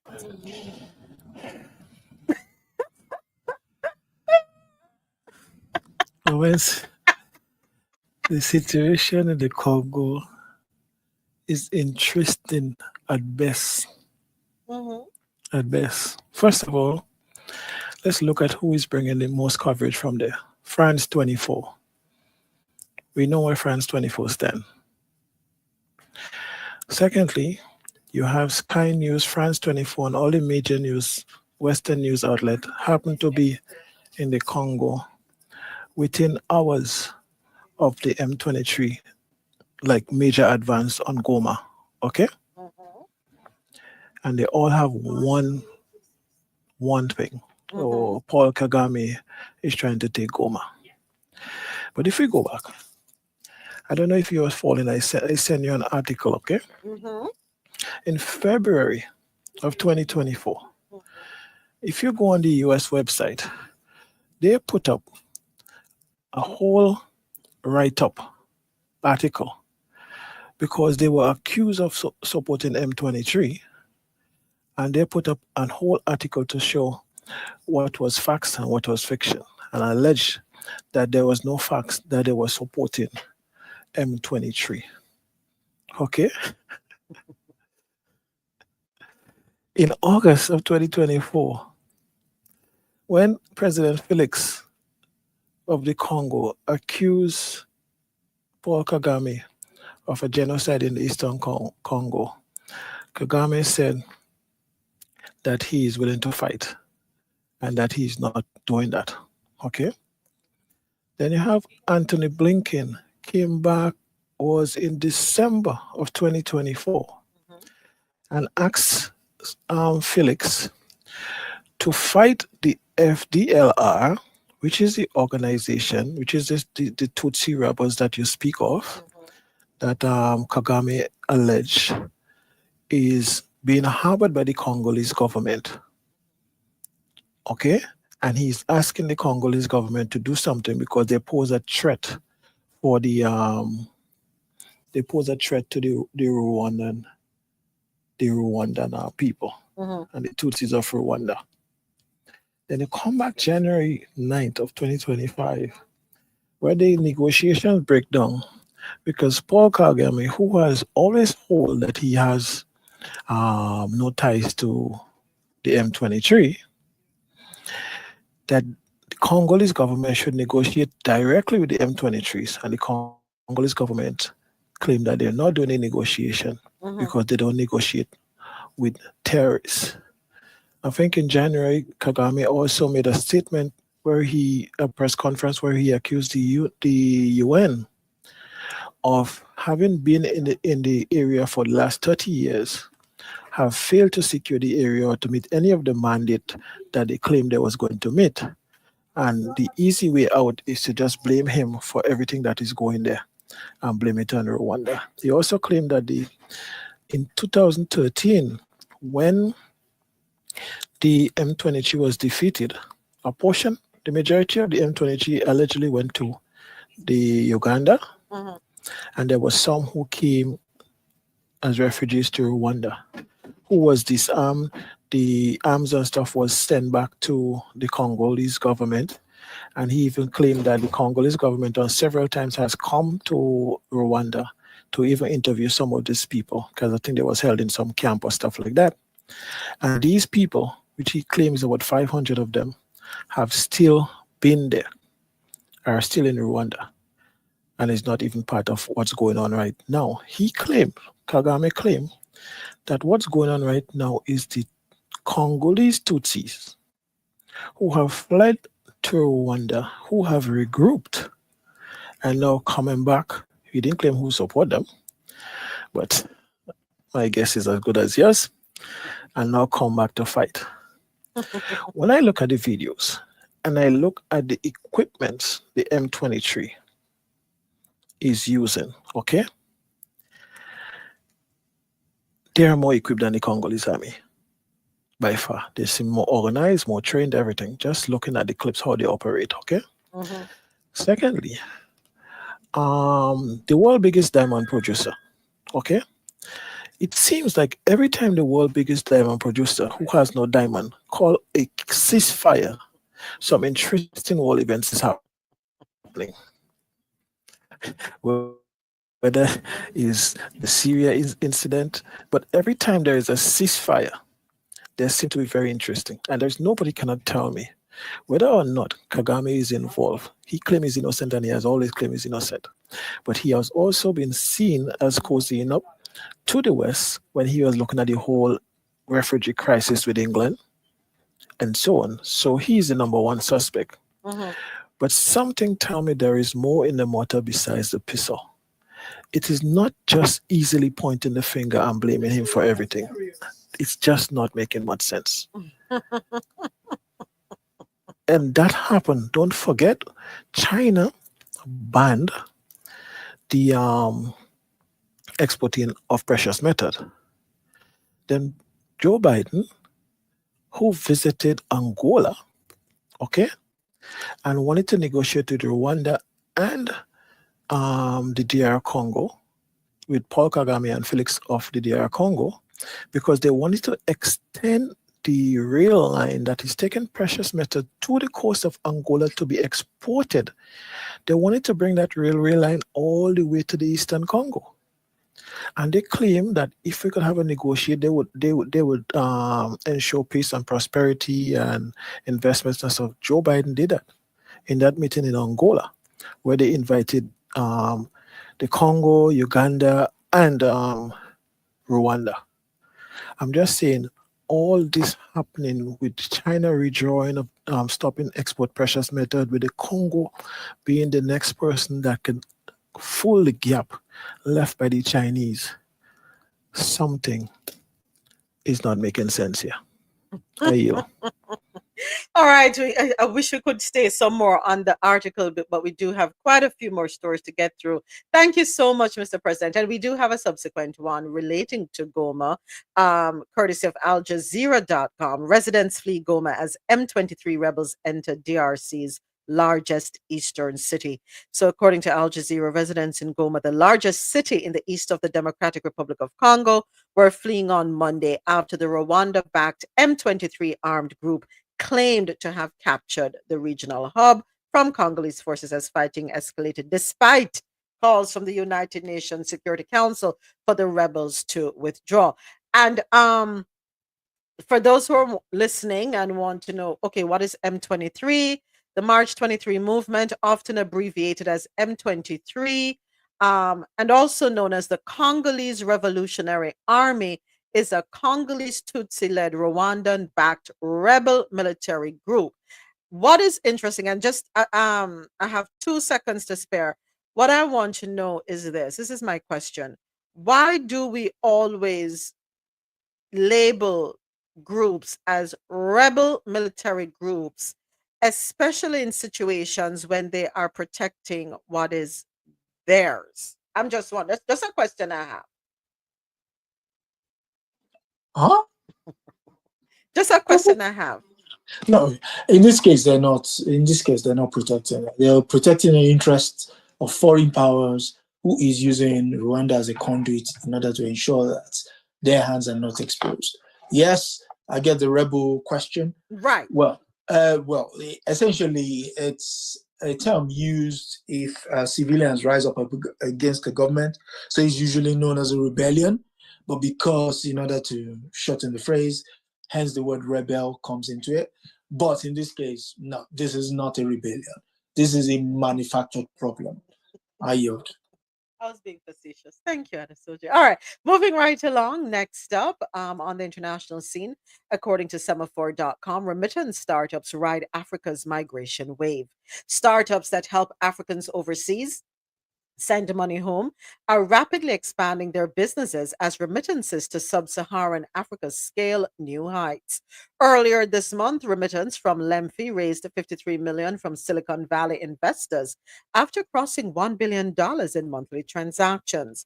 The UK headquartered company, which launched in 2021, already has more than 1 million users, including in Europe and North America. Most of them send remittances to countries in Africa.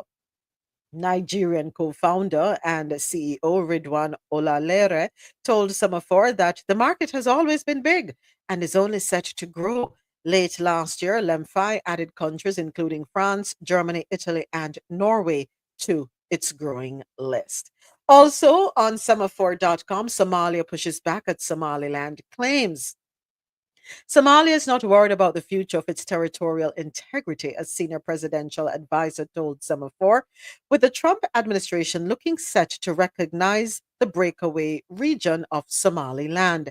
Speaking on the sidelines of the World Economic Forum in Davos, Yusuf Hussein said the U.S. and Somalia remained strong allies in a wide range of areas, including economic engagement and security. Nothing has changed since Trump's first term, he said. We're not sure why anyone would try and raise this about our country.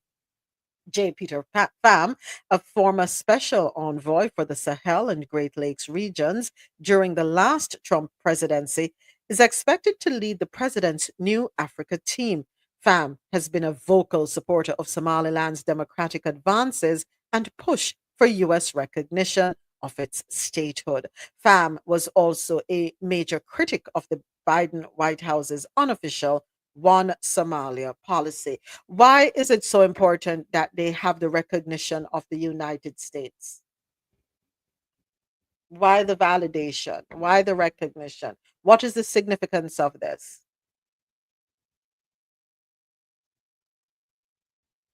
What's the reason?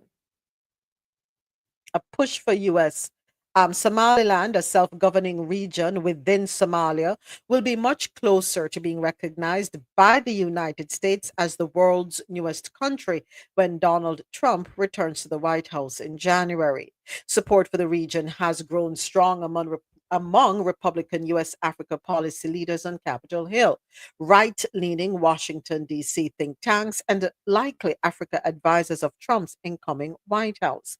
Many of these people told Semaphore Africa they would encourage Trump to recognize Somaliland, even if it wasn't on day one. Recognizing Somaliland could enable U.S. intelligence to set up long term operations to monitor the movement of weapons in a volatile region, as well as keep an eye on Chinese activity. China already has a permanent military base in neighboring Djibouti. It should allow the U.S. to better monitor Houthi activity in Yemen. And there is your answer, folks. But Somaliland is not recognized as a country, though. It's not officially recognized as a country. No, but they want, they are, pick me, pick me, pick me, see me, see me. So they're begging the US to recognize them. No? Isn't that what this is saying? Yeah, yeah.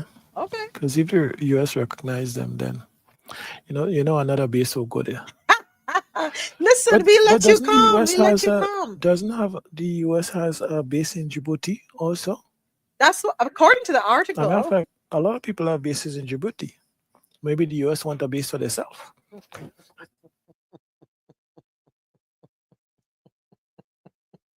I mean, based on the article, they're saying that let me go back to the other one. They're saying that China is in Djibouti. So come keep an eye on China. You can come to just recognize us and we'll allow you to set up shop. Ultimately, that's what I'd say.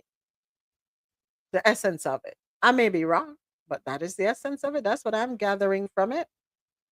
Come talk to it, recognize us, and you have free, you can enable, because they're saying recognizing Somaliland could enable US intelligence to set up long-term operations to monitor the movement of weapons in a volatile region, as well as keep an eye on Chinese activity, because China already has a permanent military base in neighboring Djibouti.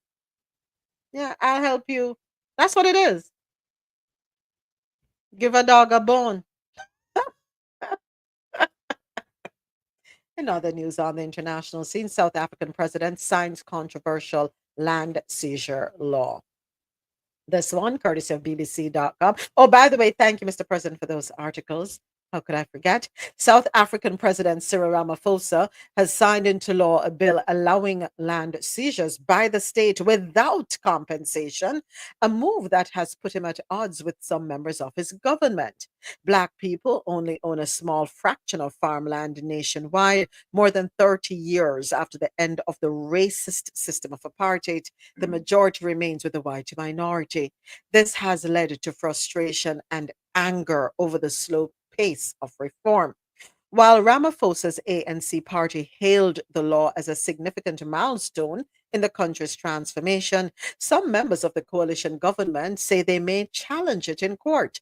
The law outlines how expropriation can be done and on what basis by the state, the government says. It replaces the Pro Democratic Expropriation Act of 1975. And this act placed an obligation on the state to pay owners it wanted to take land from under the principle of willing seller, willing buyer. The new law allows for expropriation without compensation only in circumstances where it is just and equitable and in the public interest to do so. This includes if the property is not being used and there is no intention to either develop or make money from it, or when it poses a risk to people. The president's spokesperson said that under the law, the state may not expropriate property arbitrarily or for purpose other than in the public interest. The signing of the law comes after a 5-year consultative process, as well as the findings of a presidential panel set up to look into the issue. My concern, of course, is who will be affected. I know, was it last year we listened to some videos where he was talking, or they had panel discussions or town hall meetings with regard to the reappropriation of land, taking land back from white settlers and the descendants of white settlers, um, because it's not their land, and they were the settlers were not happy. Were not at all happy. They didn't think it was fair. So now that he has signed this law, signed this bill into law, allowing for the seizure of the land without state compensation, who will be impacted the most? I sincerely hope it is not the indigenous people of South Africa who will be impacted. I'm hoping not. Go ahead, Mr. President. Well, the indigenous people of South Africa don't have much land anymore. The white people took all the prime land, Mm-hmm. okay, Mm-hmm. and as such, they want to hold on to it. Some of them will say, well, it's not me that take it, it's my great grandfather. But it is long overdue. Uh-huh. And South Africa don't want to turn into a Zimbabwe. And because the whites still hold all the elements of power, Mm-hmm. financial and otherwise, in South Africa, I guess the governments are reluctant to do it. Mm-hmm. I think there was a case where there were some major highways that they built through people's land, right? And they was asking the landowners to come forward so they could get compensated. Most of the land was owned by white people. They could not come forward because they didn't have the legitimate people Yeah. to claim the compensation. I am for taking the land. I don't care what the consequences. Mm-hmm. Take the land and give it back to the rightful owners. Mm-hmm. Mm-hmm. Take the land and give it back to the rightful owners. Forget about, they can't farm the land and all this nonsense. If you steal the land from my great-grandfather, it is still my land. Mm-hmm. Because these are generational wealth that is passed on to the white people. Right. They came, they took it through the apartheid system. They have benefit grossly from it. They have built, amassed huge amount of wealth. You understand? But you cannot ask Cyril Ramaphosa to redistribute land to the rightful owners when he formed a government with the same white party that took the land. So I still don't even understand how this will be really effective. The majority he formed in government is with the white party. But South Africa has to address the fact that a lot of people owning the land, especially the whites in South Africa, owning the land is illegitimate, and the land, they have to come up with a form of giving back the land to the rightful owners. And when you give it back, you do not owe the white people who steal it a cent. So this whole thing that you will steal my land, I will come and pay you market value as the government to give it back to the rightful owner is nonsense. Well, so then can't show no papers for your land, then just a claim to after They them. steal the land and they still want the government to come and buy the land Oh, from gosh. them at market rate to give it back to the owners. All the land that was stolen from anybody should be given back. If a white person in South Africa acquired the land legitimately and could show that they legitimately acquired the land, you could give them back the land. You could let them keep their land. But most of them stole it. So give it, and it's not a case where you don't know who they steal it from. The people still alive. Return all. I said about going like that, no sense. So yes. So AT asked the question in the chat on Fanbase. Isn't it the Burkina Faso leader preparing to take back the land? But guess what? We have the same problem here. All right, taking back land in government terms is eminent domain, right? This is where government can take your private property for public use. However, with eminent domain, the government must compensate the owner fairly for the property. But I agree with you, Mr. President. How can you compensate somebody for something that was stolen? It's like you come in my house, you take up my sofa, and then tell me if I want it back, me have to pay. Let's not say taking back the land, because once we go into eminent domain and stuff like that, you're talking about you have to compensate people legally. Let us just say we are returning stolen property. That way, it is going back to the original owner. And in some cases, you might have to compensate the original owner for the loss of use of the stolen property.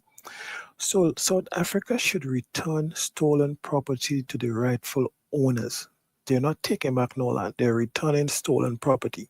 And we should keep it like that. Don't come with eminent domain and the government taking it. The government is not taking no land. The government is returning stolen property to the rightful owners. And once you do it like that, the thief has to pay the price for what is stolen too. And it's that simple. Right? That's so. The crazy thing about what we're discussing right now is the dispossession of the land was done with the backing, the illegal act of seizing someone's property, communal property in some cases, with regards to the land, was done using laws that in those times were illegal, right? Now, you're justifying the illegality of what transpired before. But then because we don't know our history, half of the time we're reacting emotionally to things that if I told you this, that the Republic of South Africa under the government of Vedvoet, who was the first prime minister in the apartheid regime, specifically writes a law titled the Land Use Act of 1948 that all lands should be held by Europeans. So when you reverse that, what do you get? You get the land going back to the original owners, isn't it? So why are you talking about compensating someone that was robbed in the first place? that carried out the robbery in the first place. The same thing in Zimbabwe. It was the Land Use Act and the fact that no indigenous person of the Mashona tribe or the Ndembele should be within a certain town limits. Only if you are working on an European farm, in inverted commas. They even put it there in European farms, in the middle of Africa. Yeah? In the middle of Africa. Talk about being brazen. And then you have to compensate them. Can you imagine? You see why the importance of history cannot be overemphasized. Because if you do not know history, anything they do to you or they do for you, it seems as a favor. It's ludicrous. Oh, by the way, Adesoji, let's remind everyone that in South Africa, there is a white separatist town and it's called Orania. Yeah. Founded by Afrikaners who speak Afrikaans because they wanted a stronghold for their culture. I don't know what the culture is. They are a minority group. Yeah. Mhm. Again, this is the, and how did all of this happen? 1665. These people were thirsty, and for them to come ashore so that they can get fresh water, what do? They turn weapons on the locals and kill them. Sounds familiar? Sounds familiar to those people living in the United States? You know, sometimes when they write these stories, it's like you don't, which is the death of journalism, which is where journalism needs a native voice, it needs a local voice. You don't just write a headline, not give a background to what transpired before, and then you're dealing at the matter at hand. So basically, I'm saying, oh, by the way, I like your microphone moments. You don't tell the world how Moments got the microphone, but you want it. And so we have to now negotiate on your microphone, not telling you how that microphone came to be, the history of how she got it, none of that. But we're talking about the microphone. So for them, history starts now, not what transpired before. But when they are hurt, they will tell you the nitty-gritty of everything. But when they are in the wrong, they start now. They don't even go back to yesterday. Now. So the guy is hoping to give back or bring the land question into the conversation. And all of a sudden now, you will see the likes of the Doge guy, they will bring their 2 cents into it. You have to, at some point, tell them to, you know what, excuse us, for want of a polite word, excuse us while we have this conversation. We don't want your input. We don't need your input. If we have to eat the sand, we will do that. And that's it. You don't need anything from these people. Africa can sustain itself. It doesn't need anything. I yield. Take your call. Oh, by the way, I don't know how this is possible and why South Africa is allowing this. The government of South Africa is allowing this in modern day South Africa. In the town of Orania, you have to be white Afrikaans to live there. You have to be a Calvinist Christian. Now, a Calvinist Christian, I've never heard that one before. So, of course, I'm going to have to look that up. So, you have to be a Calvinist Christian. You have to have a clean criminal record and speak Afrikaans only inside the enclave. Now, what I don't understand is how can you be Christian but saying you have to be white only to be able to enter their town or live there? That is not Christian like, but let me look up what a Calvinist Christian is. Calvinism is a Protestant Christian theological system that emphasizes God's sovereignty, human depravity, and predestination. It's also known as Reformed Christianity. So when you talk about depravity, they say humans are sinful and incapable of believing in God on their own. They're saying that God elects people based on his will alone, not in any merit in the person, that God has those that God has elected will persevere in faith. God has chosen a limited number of people for salvation at the beginning of time. So I guess they are self-appointing themselves as God's chosen, in essence, Calvinist Christianity. Yep. Yep. God has chose them, and they are the will of man. I mean, it's Which Bible do they read? It can't be the same Bible that I read. Cannot be. no, it's also the fact that you build and okay, quote unquote, in inverted commas, you build a country quote unquote, a settlement Uh-huh. based on a false doctrine. You enter a place, the people welcome you. I mean, just listen to the spin, the head spin. You come into a place, you're welcome in, right? You proceed to exterminate the local population. And then you find a festival, you call it Thanksgiving. And then, oh my God. And then people buy into it. Unbelievable. You see the normalization of absurdity. Unbelievable. Unbelievable. I yield. Next And up. then you take sorry, some sorry. ships, and then you take some ships and discover Africa. And then we all know how the story plays out from there. U.S. offered infrastructure incentive for DRC Rwanda peace deal. This one, courtesy of France24.com.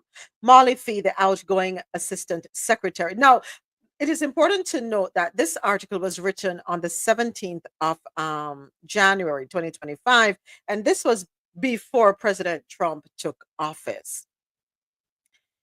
Molly Fee, the outgoing Assistant Secretary of State for African Affairs, said the United States proposed an expansion of the Lobito Railway, a project visited last month by President Joe Biden that aims to speed up the transport of minerals from southern DRC and Zambia to Angola's Atlantic coast. We had proposed to both sides that if we could get to stabilization in eastern DRC, we could work on developing a spur from the Lobito corridor up through eastern DRC, Fee told AFP in an interview ahead of her exit on Monday. We tried to offer positive incentives, a genuine framework, fundamentally negotiated by the parties. Exists, and at the moment, Rwanda seems to have walked away. Rwanda backed rebels known as March 23 M23.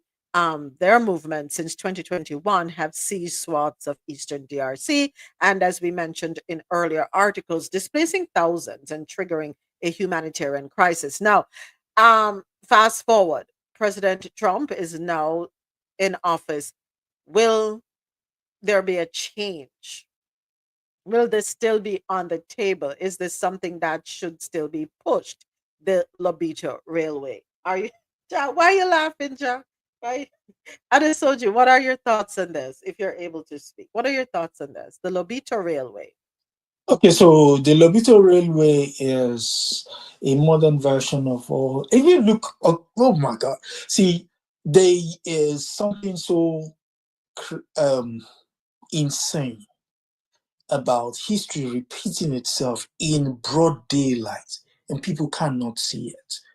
That railway serves one purpose and one purpose only. If you know the history of railways in Africa, it's the story of exploitation.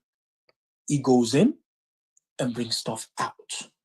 It's not for you to use it to go to and visit your uncle or your aunt No or go touring? into the village. There is nothing of that. There's absolutely nothing of that. This was a classic example of history being played out in your faces. And then they're asking you to cheer. Oh, yeah, we're going to get a railway. The worst aspect of this problem is now that you've gotten that your felon in chief in power, and the guy who is quote, here's another. I mean, we are normalizing absurdity. Rwanda has no party to what is happening in the Congo. If the United States does what the United States normally does, this Rwanda situation would be a thing of the bygone, because if you sanction them, guess what? The problem goes away. But because you are entertaining them, I mean, even the guys who make the devices, the ones, the shiny one, they have eaten fruit. I don't want to mention their name. When they owned up recently that, oh, we weren't aware that stuff was contaminating our supply chain, we will do better. When did you realize that? I could have told you that, because there is no way you would have gone into Eastern Congo and gotten out the minerals you needed without having to grease palms. There is just no way. So coming back to the issue of the railway, the railway is just going to enhance that kind of exploitation. Unfortunately, this guy is now in the way. And then my greatest fear is this. If you normalize this behavior, Congo would have to endure this for the next 4 years. Hopefully it doesn't happen. But if you normalize this kind of behavior, where people go in basically doing what the colonials used to do before, which was play you against each other in order to exploit you. This guy is basically playing that same, because how can you put on the market something you don't have? Rwanda doesn't have tin, it doesn't have tungsten, it doesn't have tantalum. How come he's selling it? How can you sell something you don't have? Hello? So, I want you to go back to the article and read what the US is offering again for me.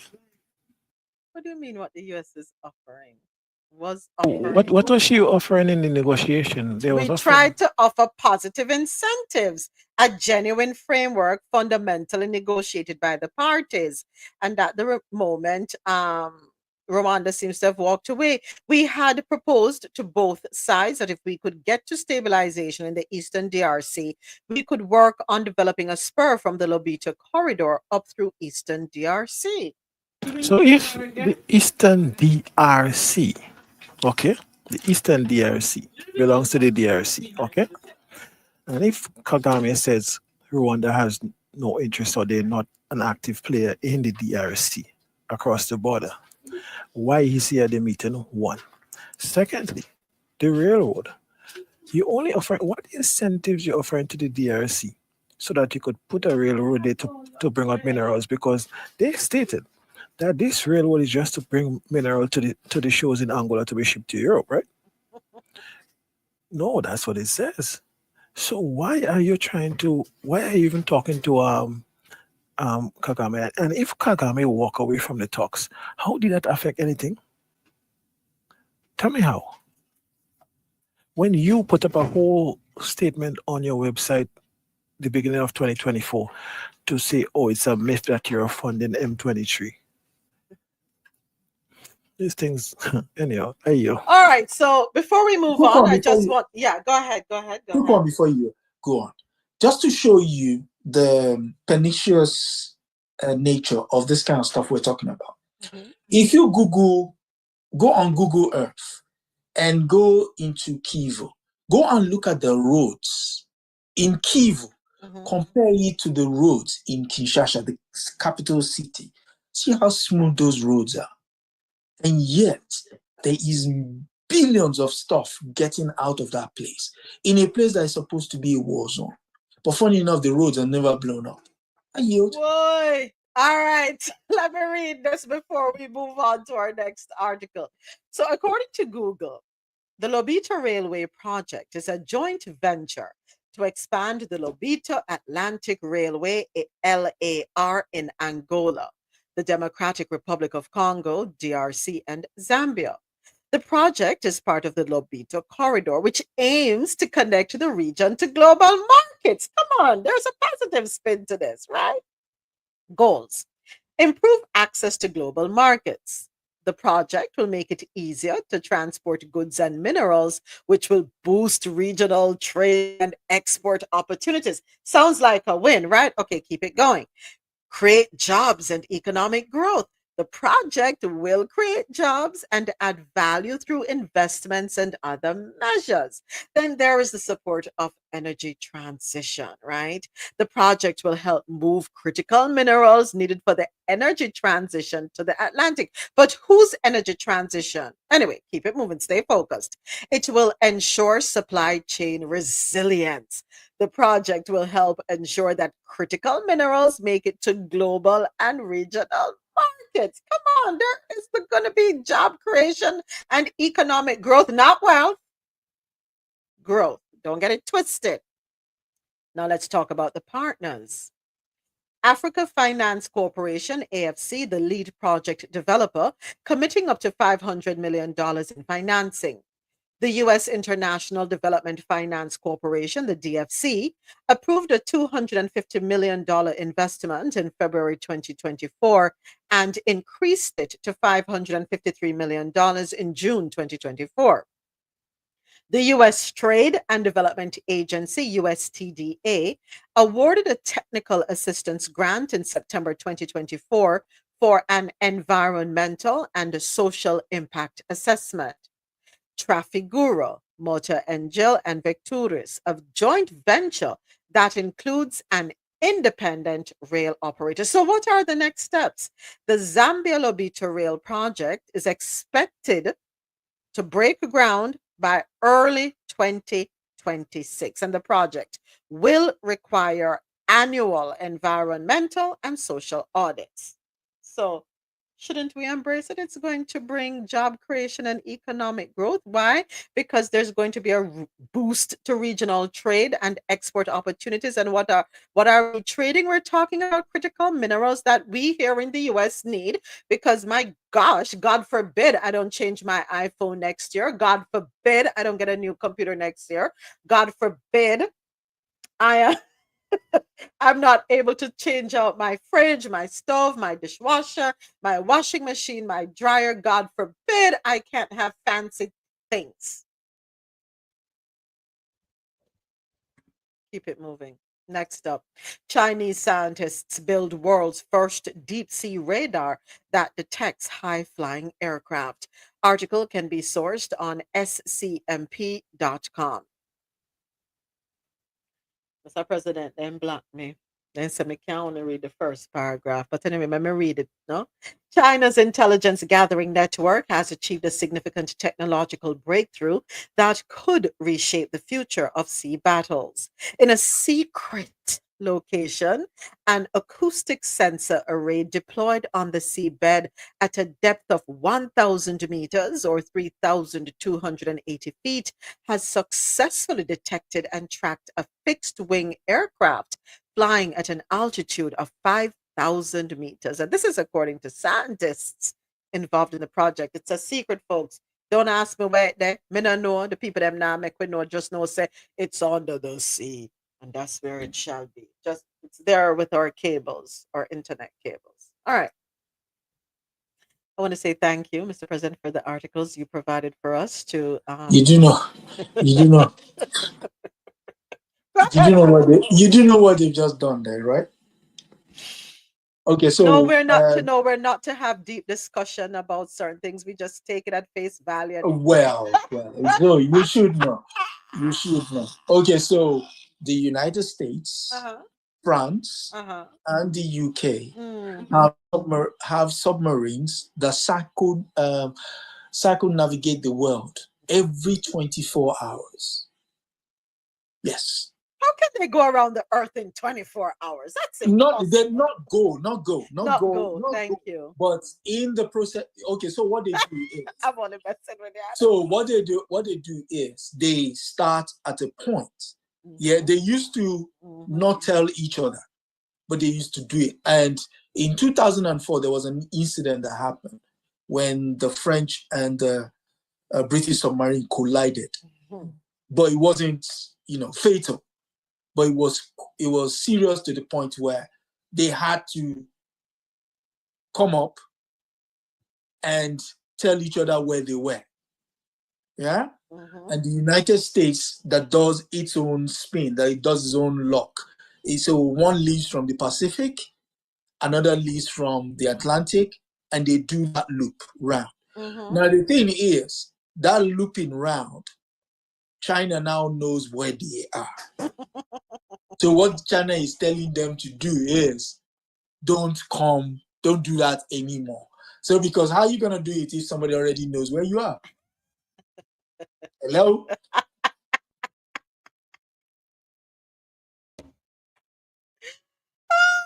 Lord have mercy. Sometimes I'm very facetious. It's okay. It's all right. Time for stories out of North America. Know your rights in Texas if stopped by the police, immigration agents, or FBI. Thank you, Ja, for sending this article over. All right. And this one can be found on click2houston.com. And we do have a sound bite for this. As Texas continues to be at the forefront of immigration enforcement, understanding your rights is essential during encounters with law enforcement or immigration and customs enforcement, otherwise known as ICE. Let's go ahead and take a listen to this soundbite. Being pulled over is stressful enough, but some people worry that they could be asked about their immigration status if they do get pulled over, even if you are a U.S. citizen. As Texas continues to be at the forefront of immigration enforcement, understanding your rights is essential. Our Ricky Munoz goes over questions of what to do in that situation. Imagine being pulled over only to be asked about your immigration status, simply because you don't look or sound like you're from here. Even U.S. citizens are being caught up in these situations, raising concerns in our area. An immigration lawyer explains to us what type of documents we should have to be ready. What kind of questions will an ICE officer ask me if I get pulled over? What an ICE officer is gonna want to ask is, what's your legal status? Are you a citizen? Are you a resident? Basically, how are you in the country? And you can identify yourself, like just give them your name. So if I'm a naturalized U.S. citizen, what are the 4 things I need to have? If you get stopped by a police officer or an ICE officer, Yes. Your driver's license and proof of your legal status in the country, just to make it easy on you.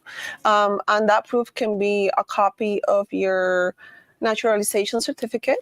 It can be your passport, U.S. passport, or it can be the passport card. But with the Real ID Act in Texas, the driver's license itself may be sufficient. But if you just want to be extra cautious, then just have an additional documentation of the ones that I mentioned with you, so to avoid having to explain yourself. Now, the biggest takeaway is being prepared. Carrying some type of documentation like your passport, passport card, or even driver's license can help you prevent these type of situations. Reporting, Ricky Munoz, KPRC2 News. Ah, boy. Your driver's license should be sufficient because, here's why I'm saying this. When I go to the DMV, I have to prove my status. I have to declare my status. I have to provide documentation. Most recently, when our youngest son was getting his driver's license, we had to take his birth certificate. So it is coded into your driver's license. When they take your driver's license and they go to their vehicle and they type into them laptop, everything about you pops up. Down to your urine analysis pop up, your blood type pop up, everything. So why then should we have to walk around with a copy of our naturalization paperwork or a copy of your birth certificate? Because God forbid you were born here, but probably raised in Vietnam, and so you have a Vietnamese accent.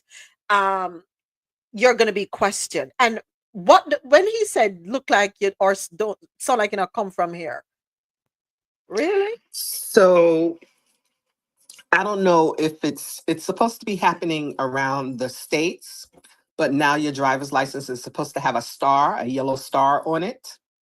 And if it doesn't, it is considered not legal. Yeah. Okay. So before that, you had people who weren't citizens still getting driver's license. But if you read further down in the story, what was concerning to me is they stated that if you're asked if you're a citizen, you don't have to answer it, right? Mm-hmm. That does not make any sense to me, because if you don't answer, especially if it's a police officer, we already know where that's going to lead, because they're going to feel that you're not respecting their authority, Mm-hmm. Mm-hmm. right? Mm-hmm. Then they said that if you are arrested, all you should say is, I will not say anything or sign anything without an attorney. Mm-hmm. But if ICE picks you up, ICE will not give you an attorney. So you can just be all willy-nilly somewhere until either your family find you or ICE figure out that you're a citizen or you're not. So the whole thing is very troublesome to me. Mm-hmm. And having to walk around with extra proof that you're a citizen is ridiculous. I'm So yeah. this should be a requirement for every single person in this country then. The 100 and something million It people in it this is country. it is going to be That's what it needs to be. right, And but we already know who they're gonna target though. right, regardless of what you look like, if you get pulled over, the same question should be posed to everybody, every single person. Then don't do it to someone, not do it to others. Make it blanket. Make it blanket. So per the article you said that just sent over, here's a guide tailored by the American Civil Liberties Union of Texas for those living in Texas. And you know something, let's just take from it what we can. And don't take for granted because you're not in Texas that you probably possibly will not face these challenges. So stay calm and polite, avoid arguing, running. Please do not run. Please stand up. Do not run. Avoid arguing, running, or resisting. Keep your hands visible and remain respectful.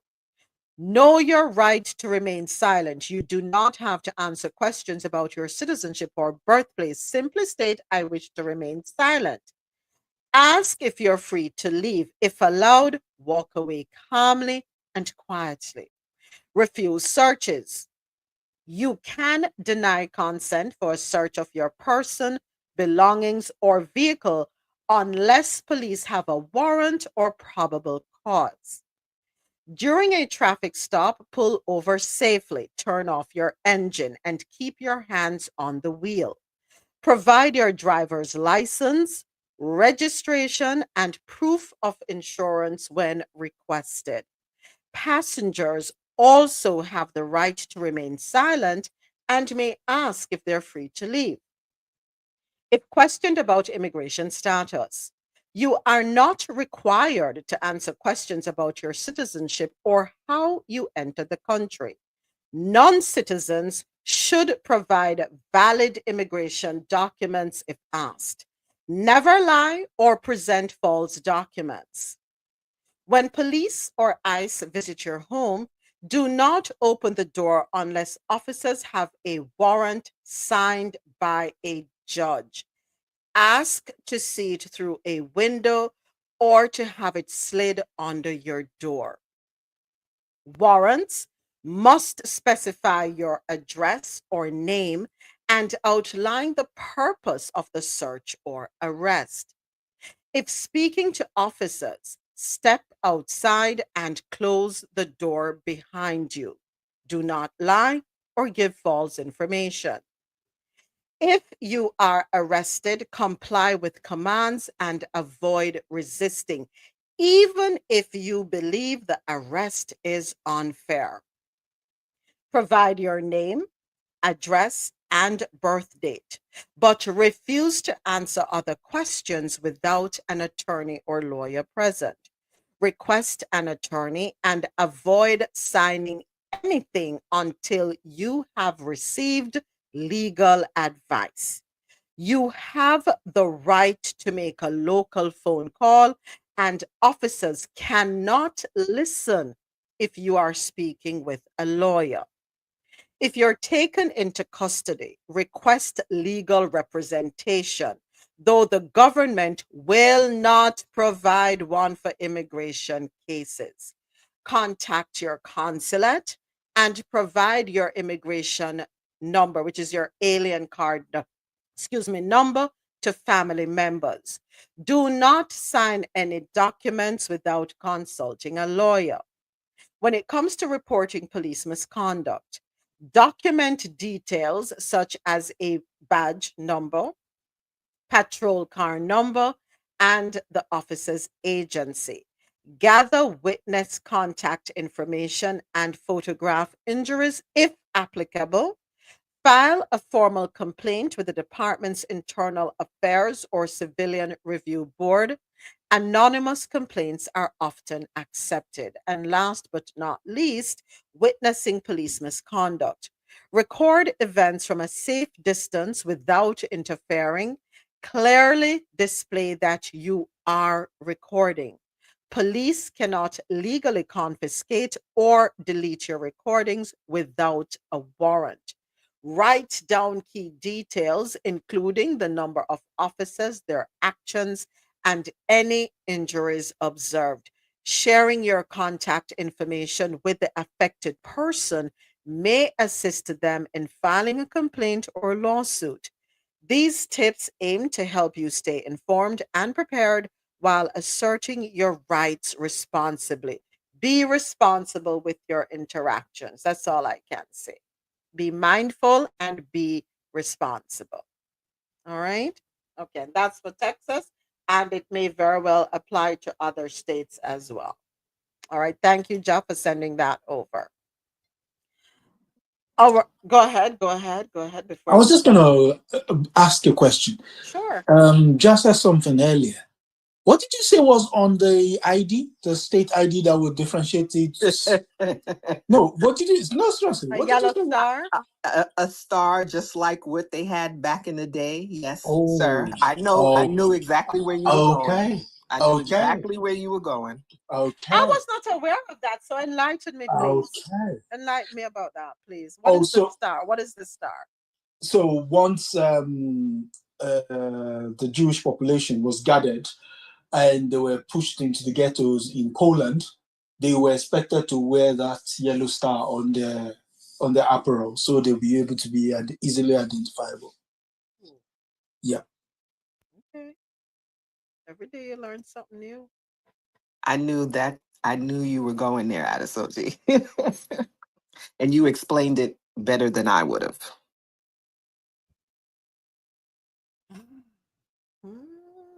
La, da, da. All right, moving right along. I don't know why being about singing at the But end. it's funny how they are quiet. Who? Who is quiet? The Jewish population.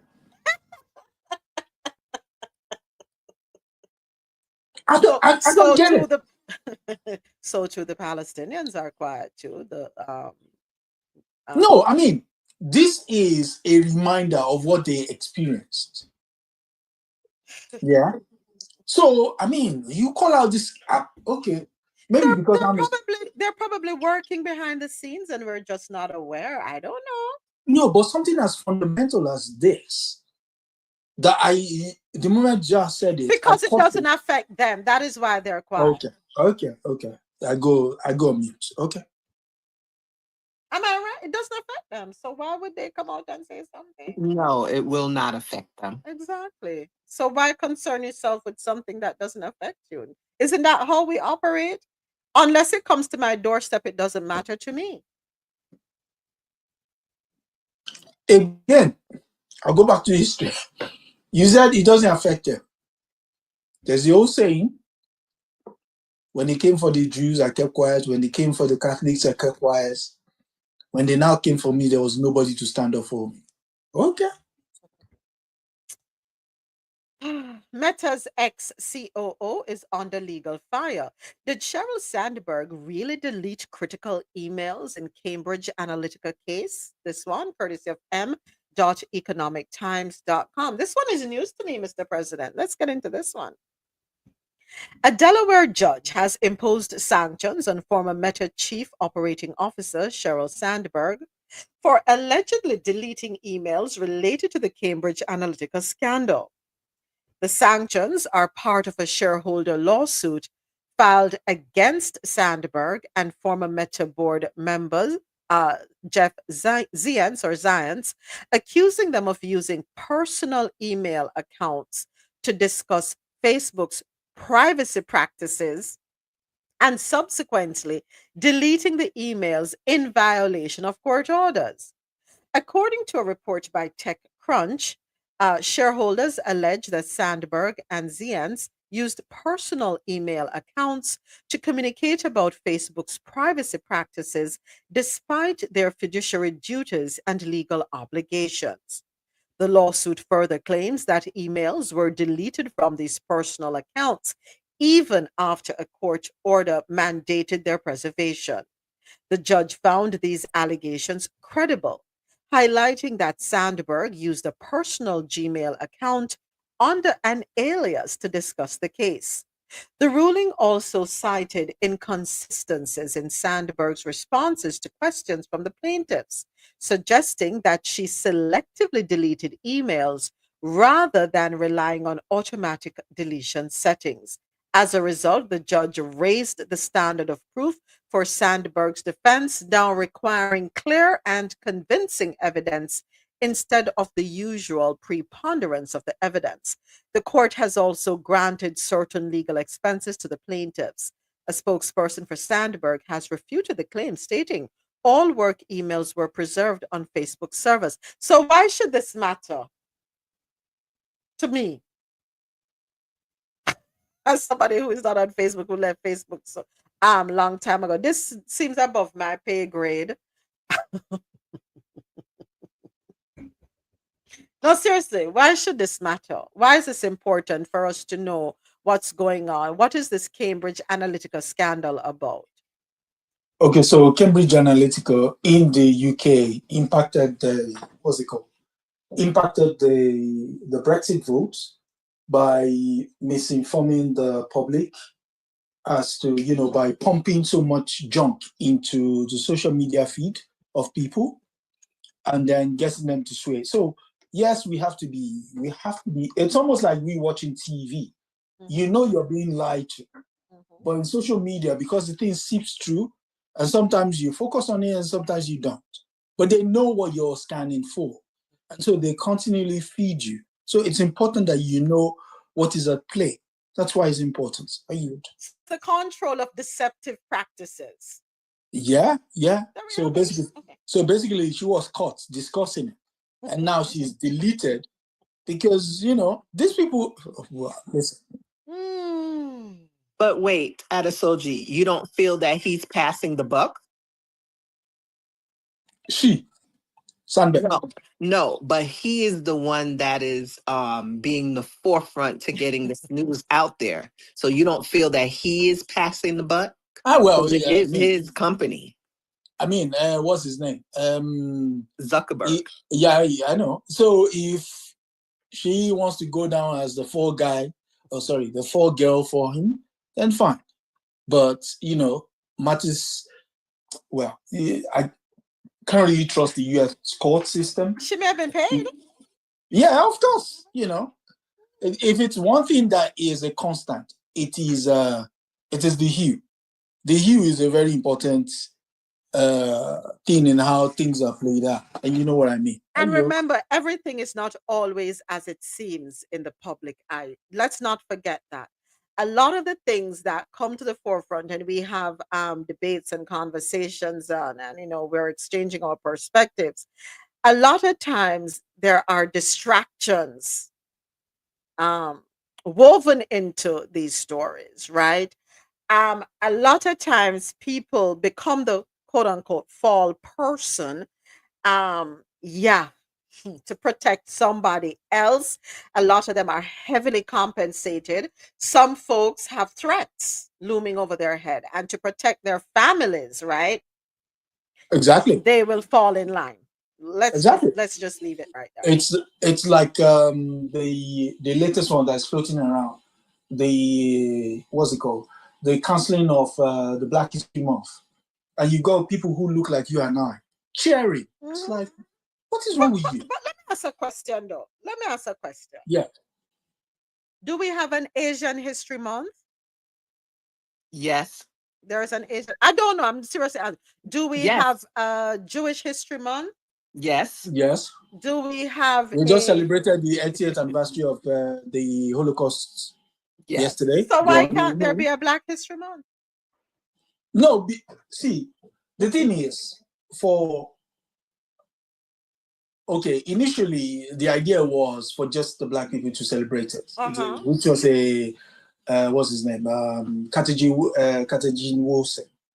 It was initially supposed to be a week, but following the desegregation of schools, the idea was then, let's do this so that everybody else gets to know what these people have been through. But you notice with all the so-called woke attack, you know, you don't even, some of them don't even know what they're talking about, but yet, you know, they just say it. So which are buzzwords.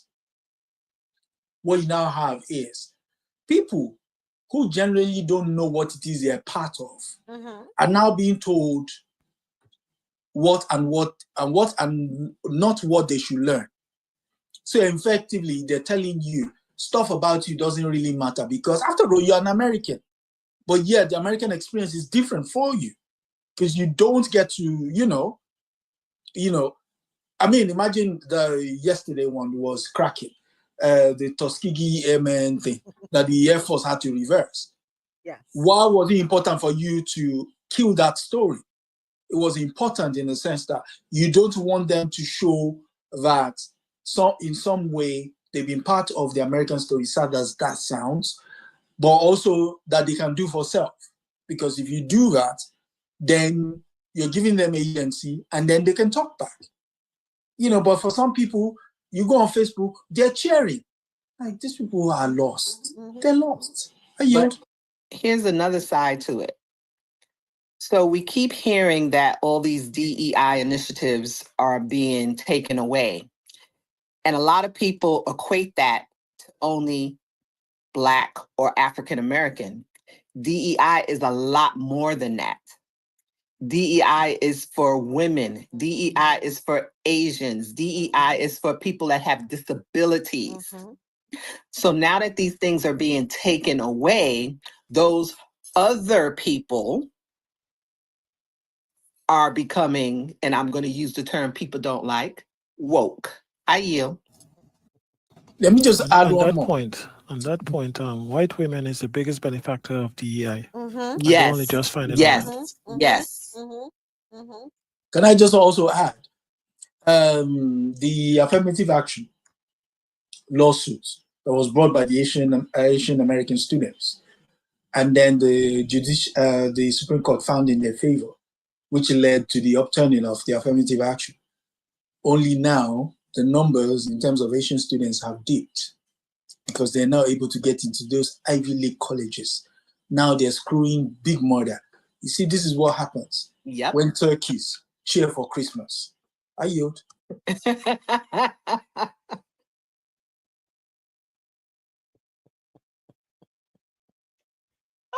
Lord have mercy.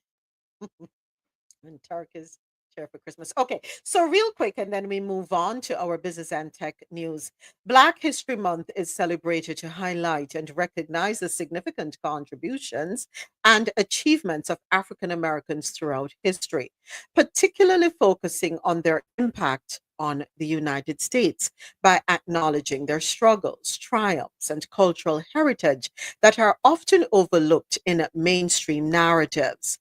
It serves as a time to educate people about the vital role Black people have played in shaping American society. The originator is Carter G. Woodson, a prominent Black historian, and he is credited with initiating the concept of Negro History Week, which later evolved into Black History Month. It is a month of celebration done in February. February has been designated as Black History Month in the United States. Its focus is on education. A key goal of Black History Month is to educate people about the often neglected stories and contributions of Black Americans. So, because it is being wiped away, doesn't mean you still can't carry on the stories for the Black American community and how they have been impacted, right? It doesn't mean you go silent. You still have your conversations. You still celebrate your accomplishments and your achievements, and you set goals and you keep moving forward. What no, Adesoji? What me say you put your with your thinking emoji? What's up, Adesoji? Yeah, the reason I put the thinking emoji is when we had that conversation with Dr. Patricia Rodney, the title based on the title of our late book, husband's book, The Groundings with My Brothers. There's a chapter in there. It's titled African History in the Service of Black Liberation. If you do not know yourself, I repeat, if you do not know yourself, and people start telling you about you, who are you? I don't know. You know, that's a good question because I don't know who I am. Come to think of it. So Yes, you do. Stop it. Yes, I do. No, seriously, hold on a second. If I tell you I don't know who I no, am, who am I? no. In the context of this conversation, we're talking. In the context of this conversation, we're talking about in the belly of the United States. You're in the belly of the United States. I'm in the belly of the mother of all imperialism, right? Your narrative has to be your own motivating force. Right. Not the narrative of the United States. Your narrative, your people, what you bring. Who are you? How do you buy into it or not buy into it? Are you okay with everything the United States does in the name of United States, bearing in mind, sometimes you swear allegiance to follow. Well, your chief felon, he did swear allegiance. Adesoji, you're gonna get me cancelled. But he also broke the law in the first day by signing an executive order that flouts the very constitution he promises to protect. That's one. But, that aside, question is, as people going into that framework, you need to know your victories. You need to know your defeats. You need to know your shortcomings. That is the point of history. That is the power of history. There's a great book out there. The book was written almost 25 years ago, but it's still very much relevant till today. It's titled Silencing the Past. It's written by a Haitian intellectual, Ralph Trouillot. Is no longer with us now. He's an ancestor. And in there, he says, the reason why you keep hearing that narrative about Haiti, 80, is if you notice, how many white people have written about the Haitian Revolution?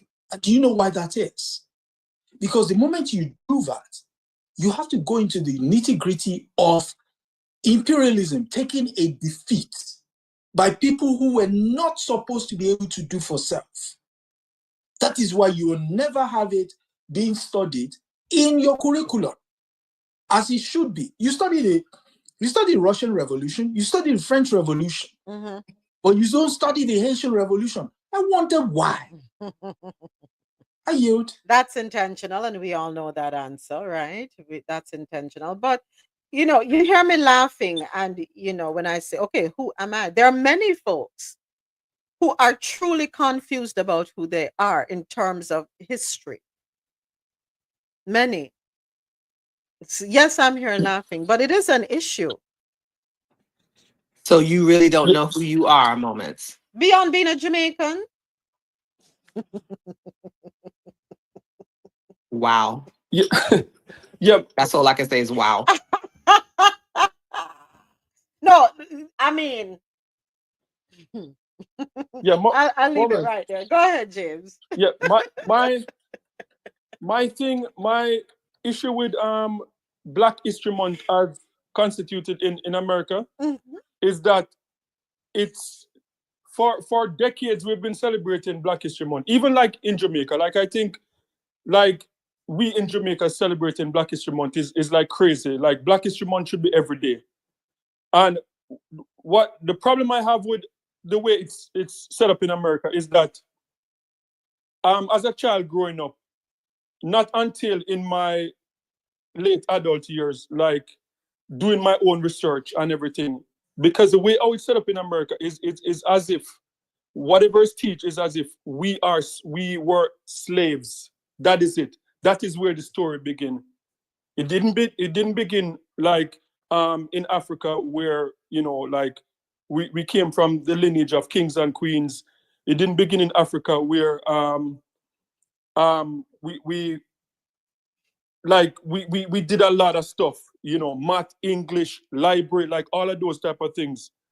So when we celebrate, like as a child growing up, and every year, like how Christmas we watch Home Alone, every year we're watching Roots, and we are going over the pain of like, Kunta Kinte getting his foot cut off or, stuff like that. And that's how we saw ourselves. Not until an adult and doing more research and saying like, no, or existence as Black people didn't start in the Caribbean, didn't start in America as slaves. Like when we achieve things and we're saying we're the first lawyer in our family, we're the first doctor. That's not true. Like our ancestors way before us achieve a lot before our ancestors were enslaved. We're not slaves. Just a group of people that were enslaved. So that's my problem with Black History Month as celebrated in America and talking about civil rights. To me, civil rights is like the basic. Like you're not asking for anything when you're asking for civil rights. To me, like when I believe when Marcus Garvey was talking about Black empowerment, we're talking about empowering us other people. Like to me, civil rights is just like, oh, just be nice to me or whatever. Like just be civil. It just don't seem like we're asking for much. And that's my problem with it. And we see over the years with Al Sharpton, these guys, can you trust them now? Like when you see what Al Sharpton turned out to be, can we really trust them? So that's my issue with it. We need to celebrate it every day. We need to teach our kids about Africa and where we come from. We were not slaves. We were just people that were enslaved in America and in the Caribbean. James, let me ask a question because this is interesting. And let me just pose the question. And I'm okay with sounding ridiculous right now, but let me pose this question. I am a little confused with the Black Americans. And hear me out for a second. On one hand, you hear them say we are all descendants of Africans. And then on the other hand, you hear them say we are not descendants of Africans. We were here before. Not all descendants, or not all people, not all Black people are descendants of Africans. What is the real truth then? Do they know exactly where their origins lie? Because they're 1 minute them say one thing and the next minute them say another thing. But have they taken the time to truly trace if they are indigenous to the United States of America or indigenous to Africa? But hold on, Mr. President. Go ahead, James. Yeah, but some interesting thing, because in the Caribbean, we know about Christopher Columbus night and day. Like we know what he eat for breakfast, lunch, and dinner. We know everything about him. And even interesting things that I'm recently finding out, that do you know that before Christopher Columbus came to the Caribbean, do you know that Africans came to the Caribbean before? Like I just heard about in Barbados, what's his name? Massa Musa. His brother landed in the Caribbean way before Christopher Columbus. Like stuff like that. Like so everybody. Truthfully, not everybody's a descendant of a slave. Yeah, we don't know our history. Like we get this watered down version that okay, we are slaves. And that is what I mean, Ja, when I say I don't know who I am. I cannot say I'm a descendant of a slave. I honestly can't, because I really don't know. Yeah, so we're supposed to be happy. We're supposed to be happy Obama becoming the first Black president because, oh yeah, look what we achieved, from slave to president, from slave to CEO, from slave to the man who invents cell phone. No, we're doing things long before. Yeah, I don't know. And another thing too, not every Black person was a slave. Not every, depending on, where you are or what the section you find yourself in. That is a reality. So we hear conflicting stories. I don't know who is writing the story at this point, because I've heard that too. James, hold on, Adesoji, I think it was Mr. President and then you. So I've heard that too, that Black people have been here. Then you hear about geography. You all remember the story of Pangaea, where everything was just one big land mass. And then we had the separation of the land. So if everything is one big land mass, of course you're going to have people dotted all over the globe. But anyway, go, Mr. President, and then Adesoji. You see, the difference with you and I is I don't even entertain a conversation. Because if you're a Black man and you're saying you're not African, something wrong with you. I have never heard anybody of Chinese descent saying they're not Chinese. But I'm Daniel, talking about they was there before. There were. This is madness. but who? All right, but Don't sir, I matter understand where- what you're saying, you know. I understand what you're saying. Listen, But can you ignore somebody who has said to you, well, based on what James just said, you know, we were here, or based on somebody who's going to use the Pangea argument, we were here. there is a difference to saying you're not you're not a slave, a descendant of slave, Mm-hmm. than to say you're not African as a black man. Mm-hmm. So you don't have to have come here for the slave trade, Mm-hmm. because you could have been a descendant of Master Musa's brother, Mm-hmm. but you're an African. So don't tell me you're not African because you were here. Where? How? Where did you come from? Listen, This is sometimes, all nonsensical arguments but that used to split hairs and to entertain nonsense. Anyway, go ahead, Adesoji. Okay. But So sometimes we have to entertain the nonsensical conversation. so if Go I ahead, said Adesoji. if I said emancipate yourself from mental Mhm. slavery, who said it? Bob Marley. It wasn't actually Bob Marley who said it. It was Marcus Garvey. He said it October 31st, 1937. Mm-hmm. It's in his book, Emancipated from Mental Slavery. And the introduction of the book writes, and I read it, Marcus Garvey always preached the value of African history and culture. He wrote that for many years, white propagandists have been printing tons of literature to impress scattered Black people, especially that portion within their civilization, with the idea that Africa is a despised place, inhabited by savages and cannibals, where no civilized human being should go. After dismissing that propaganda as completely false, Garvey continued, the power and the sway we once held away, but now in the 20th century, we're about to see a return of it in the rebuilding of Africa. Yes, a new civilization, a new culture shall spring forth amongst our people. What James said earlier with regards to the people setting off from Mali, yes, they did. There were 30 boats that set off from the west coast of Mali towards, they were expected to navigate to go as far as, because they wanted to prove that the earth was not flat. So they wanted to go around the globe. So they set off 30 boats with at least 30 in each of those boats. Now they were led by the brother of Mansa Musa. Unfortunately, only 3 of those boats got to the United States. So that's 30 times 3 is how many? Is 90. So are you saying 90 people populated the Americas? Come on, that's, I mean, that idea alone is ludicrous. We know for a fact, you see, we know for a fact that the slave voyages, right? The slave voyages, as horrible as it sounds, took at least minimum of 15 million people from from Africa to the Americas, dotting them, Brazil, depending on who was invested in the slave trade. The Portuguese used the colony of Brazil, the Dutch used the likes of Suriname. What's the other one? Suriname, the name escapes me now, Guadeloupe, and what have you, right? The Brits, it was the Americas. Who else was participating? The French, it was Haiti, right? Okay, so why is all of that important? The numbers are there for people to check.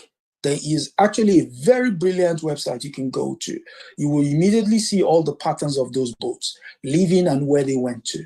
The website is titled www.slavevoyages.org. Again, I repeat, www.slavevoyages.org. I'll end you with this. It says, the power of knowing. Yeah.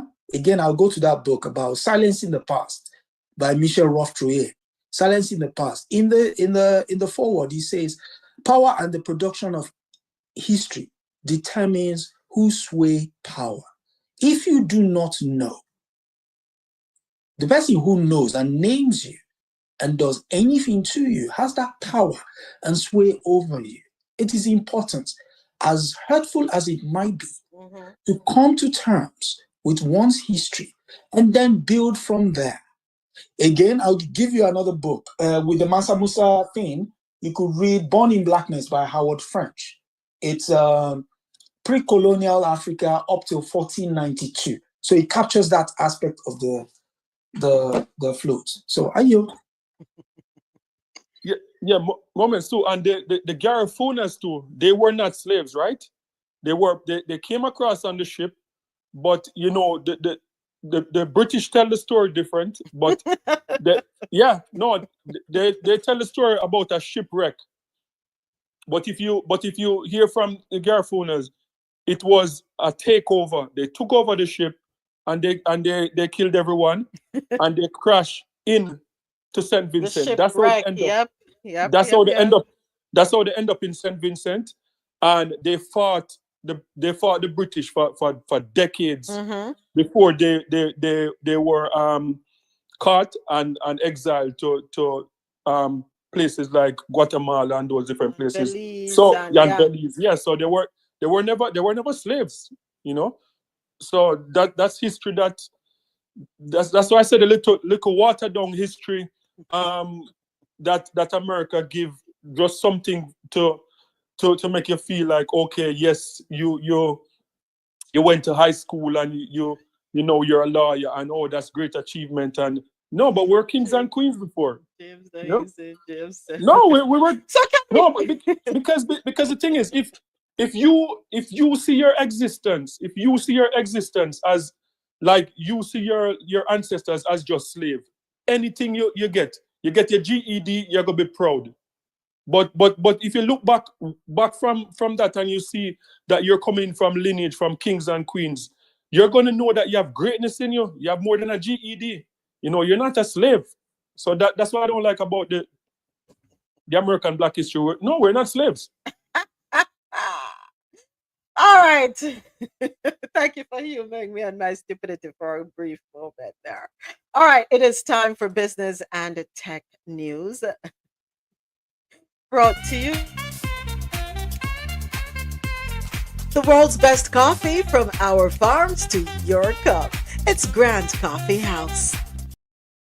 All right. And first up, Perplexity AI proposes to merge with TikTok, with U.S. government getting half, sources are saying. I mean, I like that story. Mm-mm. I can tell us if the US government have them and in it, I'm out, and I think a lot of people are going to walk away from TikTok. But let's see what this article has to say. Thank you for sending it over, Mr. President. US search engine startup, a US search engine startup, Perplexity AI, has revised the merger proposal it had submitted to TikTok's Chinese parent, ByteDance, to create a new entity combining Perplexity and TikTok US, a person familiar with the proposal told Reuters on Sunday. The proposal calls for the US government to own up to 50% of the new company upon a future initial public offering IPO, the person said. A Perplexity document shared with ByteDance and new investors proposed the creation of a new US holding company called Newco. Under the proposal, ByteDance would sell TikTok US to the investors, which would give TikTok's existing investors equity in the company. The proposal would also exclude TikTok's core recommendation algorithm, which ByteDance would keep, the person said. The US government would own up to half of the new structure once it goes through an IPO of a valuation of at least $300 billion. Is anybody going to continue on TikTok if the US owns 50%? Knowing that. Wasn't the issue of TikTok a national security threat? So why you are so willing to go in bed with people, the same ByteDance that you claim is a national security threat? You're willing to split the product 50-50 with them. So I guess once, and they keep control of the algorithm. So I guess once they give 50%, the algorithm is not dangerous anymore. I don't know. I'm lost here. But seriously speaking, the algorithm has changed. Now, TikTok has changed since we had the shutdown the when was the shot on the Saturday into the Sunday? You remember? Right before the inauguration. Something has changed. TikTok is not the same. There are a lot of things we're not seeing anymore on TikTok. I'm not sure if you're aware or if you've noticed. I'm not there on there much, not as much as I used to be. Um, but things have changed.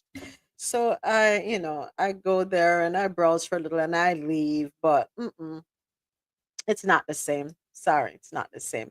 I can tell you that personally, if they have their hand in it, Mr. President, bye bye, I'm out. Not saying I'm going to delete it because you have to have some awareness, right? You have to know what's going on or have access to what they want you to be aware of. Let me put it that way.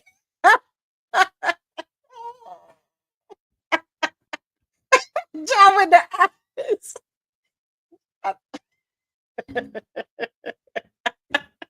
John looking at me sideways. It's all right, John. Next up, in our business and tech segment, big tech wants to plug data centers right into power plants. Utilities say it's not fair, and this one can be found on finance.yahoo.com.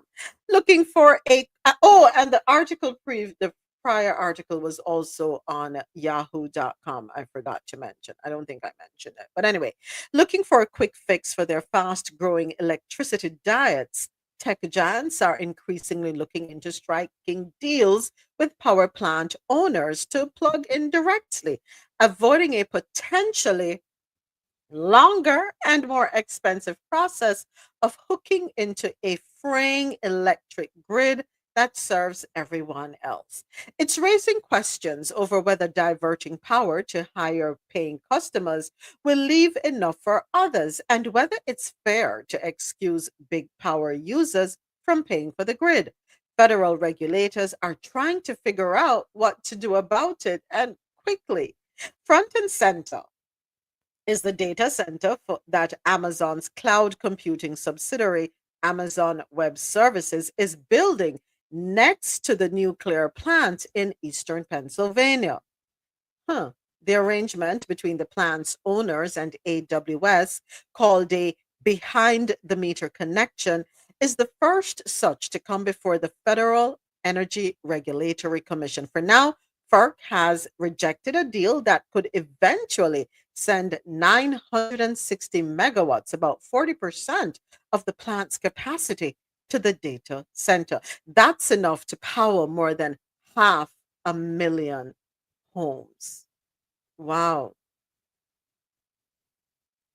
The rapid growth of cloud computing and artificial intelligence has fueled demand for data centers that need power to run servers, storage systems, networking equipment, and cooling systems. That has spurred proposals to bring nuclear power plants out of retirement, develop small modular nuclear reactors, and build utility scale renewable installations or new natural gas plants. This sounds scary. Do we want nuclear power plants? Is that safe? How can we guarantee safety with that? And It's relatively safe. It's relatively safe, but it's just in a situation in a society where you've deregulated everything. That's where the mind boggles. Because if you don't have regulation, how are you going to maintain it? How are you going to ensure that the thing is running and in line with accepted standards? So that's the problem. That's where the problem lies. At the end of the day, big tech would get their way. I They feel so would buy too. their way. Yeah, at the end of the day, what the public would see make noise, but big tech, especially in the current administration, where money talks. I mean, Yeah. Yeah. Did I lose, Mr. President? no, I stop at money talks. And everything else works, right? Yeah, they're going to get their way. So, and this is a problem I have with media. Why do we waste our time and, saying things that we know we have zero control over? Is it just to raise an awareness so we are aware of what is going to happen, not if it's going to happen? Just letting you know. It's called manufacturing consent. We've told you so you know. So when it happens, Right. you won't go around screaming the world that. What's his name? Noam Chomsky wrote a book a couple of years ago titled "Manufacturing Consent: The Political Economy of Mass Media." So that is just it in practice. That's what you've just heard. They know you can't control it, but you need to be told all the same. So you're aware. Keep it moving. Bye. And this is why I guess I don't know if I could work in mainstream journalism or be one to gather information to submit an article, because at the end of the day, Mega say, really, I just not really want to put out. Know full well say you're right. You fit in because once we fired so many times. No, you for won't not be fired. falling in line. No. When you know that you're going to be going on a cruise in about 2 months, all expenses paid, you would initially they will call you into the company's meeting where you will go to a retreat. They will ask you to bring your husband along. Don't worry, don't bring anything. Everything is taken care of. There's spa. And okay, this is the culture around here. I can get used to this. And then don't forget you're gonna file in a piece. You start, don't worry, you start using the language when you're writing without you knowing. You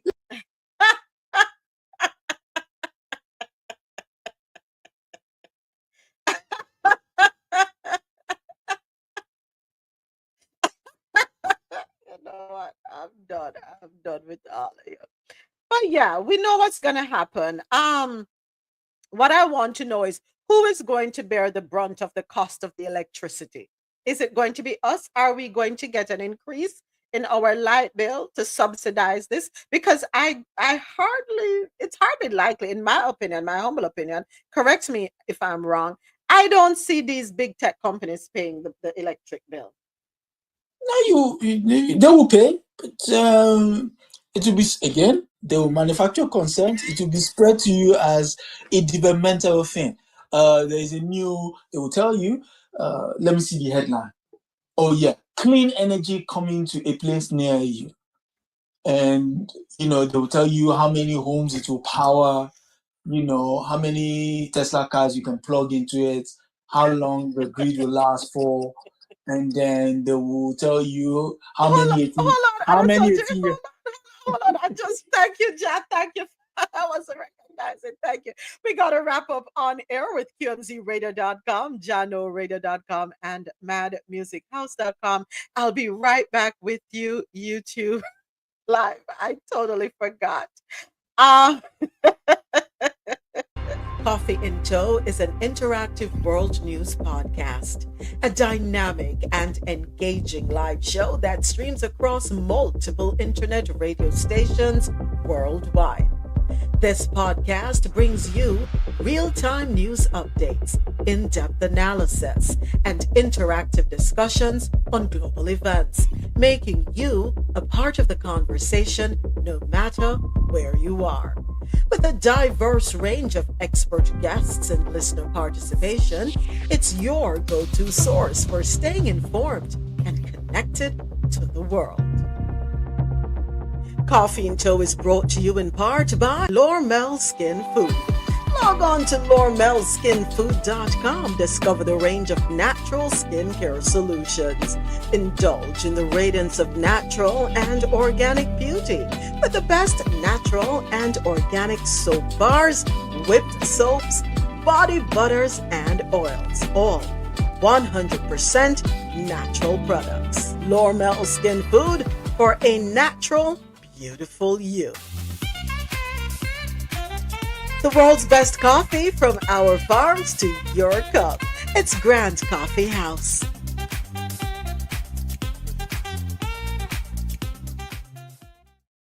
All right, back with you, YouTube Live and fan base. I am back. Thank you, John. Thank you, thank you, thank you. Back over to you, Adesoji. So sorry, I had to cut No, you. I know. It's easy to start daydreaming about the company trip where it's all expenses paid. I know, I can think. So, John, I'm seeing your comment here. Thank you for the alert. So, John put in the comment on YouTube, Born in Blackness by Howard French. She also made another comment. One thing that is correct, people were enslaved and used for labor against their will, and people were born into slavery. So, are you saying then, Ja, that every person of color at some point went through slavery? I don't want to misconstrue the statement. I don't want to.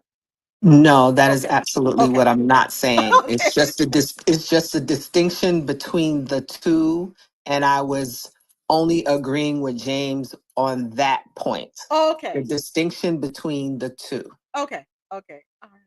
Thank you. I wanted to make sure I wasn't sending any misinformation. I wanted people to be clear on that. Okay. All right. So now it is time for any other conversation. We're done with big tech and they're plugging into power plants. Plugin is wild. Plugging as well. All right. It's time for our Health and Science News brought to you by Lormel Skin Food. Log on to lormelskinfood.com for a natural, beautiful you. All right. Lormel Skin Food may have one bag of buckle for Sencon gear because I think me, you, Mr. President, Ja, Julie, I'm sure you have buckle too. And we all have buckles that we can send back so that we can get a refill. All right. And I want the refill, and I'm not asking for a discount. Thank you. Just make that clear. I just want the things that refill. All right. Health and science news. First up, does eczema change with age? All right. There are many of us who suffer from eczema, myself included. Eczema, according to healthguides.cnn.com, can change with age. However, it may change in various ways for different people. For example, some people's eczema goes away with time, where others may develop worse symptoms. Eczema symptoms and progression can vary widely per person. How people experience eczema can also change with age. For example, certain eczema symptoms and types may be more common at different times in life. Doctors may also recommend different treatments depending on your age. So, eczema is a chronic or long term condition. Some people may experience continuous eczema or have symptoms that come and go throughout their entire lives, but it can change with time. Some people who have it as children grow out of it and no longer experience the condition as teenagers or adults. I argue the grow out of it part. I think it what's the term? When it's dormant. I think it lies dormant and then after a while it comes back up. But anyway, it can appear anywhere on the body at any age. So, what are the most commonly affected areas? Usually between 0 to 6 months, they're saying the face, cheeks, chin, forehead, and scalp. At 6 to 12 months, knees and elbows. 2 to 5 years, face, especially around the mouth and eyelids, elbow or knee creases, wrists and hands and ankles. Children age 5 and over, elbows, knees, and hands. And in adults, hands, skin fold areas of the arms, such as around the elbows, eyelids, neck. Yeah, some types of eczema are more common in adults than children. There is something called nummular eczema, which causes circular patches of itchy, irritated skin, and it can be confused with ringworm. So you want to make sure you go to your dermatologist, right? Because the round circles, similar to ringworm, yeah, do not assume it's ringworm and then go put anything on it where you don't know we're not supposed to go there. If you have an outbreak, make sure you talk to your dermatologist. Okay, it's very important. It is most common in people assigned female at birth between ages of 15 and 25. Oh, by the way, everybody in the US is female based on one of the executive orders that was signed. Pray for us over here at Adesoji. That's all I can say. Yeah, we're all female. So all you men here in the US, in case you didn't know, you're female because that's what you were at conception. It was not. You've been transgender, isn't it? I don't know if he realized what he signed. Biology, biology, biology. Yes, when you are conceived, you are not male yet. So you are what you were at conception. Stick to the story. Okay. So you have neurodermatitis, which often starts as an itching sensation in a patch of skin, and scratching the skin can then cause a rash to form. You have varicose eczema, which occurs when impaired blood flow in the legs causes skin swelling and discoloration. This can happen due to venous insufficiency or varicose veins. You also have osteotot. I can't pronounce the one I'm gonna go try. It starts with A, eczema. Another term for it is xerotic eczema, which occurs when the skin loses too much water. As a result, you may develop dry, irritated skin on the shins, thighs, and torso. It is most common in older adults living in dry, cold climates. And all I can say is thank you, Tasha, for my big tub of eczema ointment, because for me, especially in the cold time, I have flare ups, right? All over from head to toe, head to toe. Yeah. Um, so it can be very severe. It can be for those of depending on the degree to which you have it and where you have your outbreak. You are self-conscious. You are. However, you can manage it by using some people use steroids, which are creams and ointments prescribed by a doctor. I don't care for those. I really don't. I prefer the natural products. For me, I use oatmeal turmeric soaps, which I get from lormelskinfood.com. I also have an ointment that lormelskinfood.com made, and it's beautiful. It works. It absolutely works in controlling the eczema.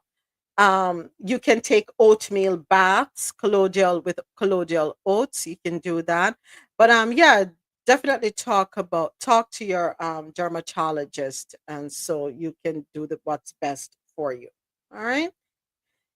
Yeah, that's what it is. That's what it is. So here's another story for us in our health and science segment. But before I get into it, just a reminder: a couple more days in the month of January. January marks Cervical Cancer Awareness Month. Please, ladies, if you have not yet made your appointment to have with your OBGYN to get your pap smears, please go ahead and do so. All right. Get your appointment scheduled so you can have your annuals done. Also, I'm not ignoring the men. Again, men, schedule your appointments with your urologists. Get your PSA screening done, which can be done through blood work. All right. All right. Madam tap. Get it done. All right. 5 mental health foods, the role of adaptogens and mood enhancing meals. So this one comes to us courtesy of stlucia.loopnews.com. The happiest people in the Caribbean seem to be in St. Lucia. So I will honor this article, right? We need to As spread. you should. As the conversation around mental health continues to grow, the connection between what we eat and how we feel has become a hot topic. While therapy, exercise, and rest play critical roles in maintaining emotional balance, food can act as a powerful ally in supporting mental well being.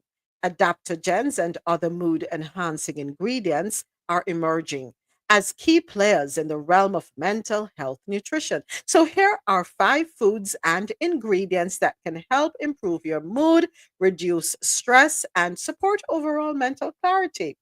Ashwagandha. That's ASHWAGANDHA. It is known as the stress relief superstar. Ashwagandha, an ancient adaptogen from Ayurvedic medicine, has gained modern acclaim for its stress reducing properties. Studies have shown that it helps lower cortisol levels, the hormone responsible for stress. Incorporating ashwagandha powder into smoothies, teas, or even baked goods can provide a calming effect and improve resilience against daily pressures. Add a teaspoon of ashwagandha powder to your morning latte or blend it into a smoothie with bananas and almond milk for a relaxing start to your day. Number two, nature's mood booster, turmeric, contains curcumin, a compound with powerful anti inflammatory and antioxidant properties. Research suggests that turmeric can help alleviate symptoms of depression by increasing serotonin and dopamine levels in the brain. Pairing turmeric with black pepper enhances turmeric's absorption, making it even more effective. Enjoy a golden milk latte made with turmeric, black pepper, and plant based milk, or sprinkle turmeric into soups, stews, or roasted vegetables. Yesterday we spoke about oil dung, right, Mr. President? Yes, turmeric being an important ingredient in that dish for the folks over there in Grenada. So everybody over there in Grenada supposed to have a good mood. Nobody not supposed to have no bad mood over there. Not true, Mr. President. Right? We do not oil down. Okay. Next up. As a matter of go ahead, Mr. President. Sorry, go ahead. Go ahead. Just check the murder rate, like every 5 years. So we calm, happy people. So we need to be consuming more turmeric in Jamaica. Yeah, because we go on 0 to 100 real quick. We like to say we head not stable. We like to say we head cheap. We like to say, Is the smoking variety available? we like to say we ignorant, crass, angry, miserable. So I guess if we incorporate more turmeric into our diets, we will become a calmer people. We need to start it at an early age. Yeah. All right. There goes a recommendation, Dr. Christopher Tufton. I will send the bill. Number 3. But turmeric in a beef patty, man. Turmeric is in beef patty. I don't know. Yeah, it get the color. You mean for the flake, the crust, the pastry part of the beef patty? Okay, well, when I eat, I know the right one where I eat. We're not eating the right one. All right, next up, dark chocolate, the feel good treat. Good news for chocolate lovers. Dark chocolate, yes, can genuinely improve your mood. Rich in magnesium, a mineral linked to reduced anxiety, dark chocolate also contains compounds that boost serotonin levels. To maximize the benefits, choose varieties with at least 70% cocoa content. Savor a small piece of dark chocolate after meals, or melt it into a warm cup of almond milk for a comforting drink. Yes, we have an excuse to consume more dark chocolate. Ghana said, if we can get it in the Caribbean, we can get our chocolate from Jamaica, we can get it from Grenada. Go ahead, James. No, I was gonna say that's why I'm so happy when Jabba in the room. I was gonna say, I was gonna ask the question. Where is Jabba? Shots fired. Are we talking about the working But in variety? Grenada, we have the one turmeric that and grows on the trees? cocoa tea, so we have no combination.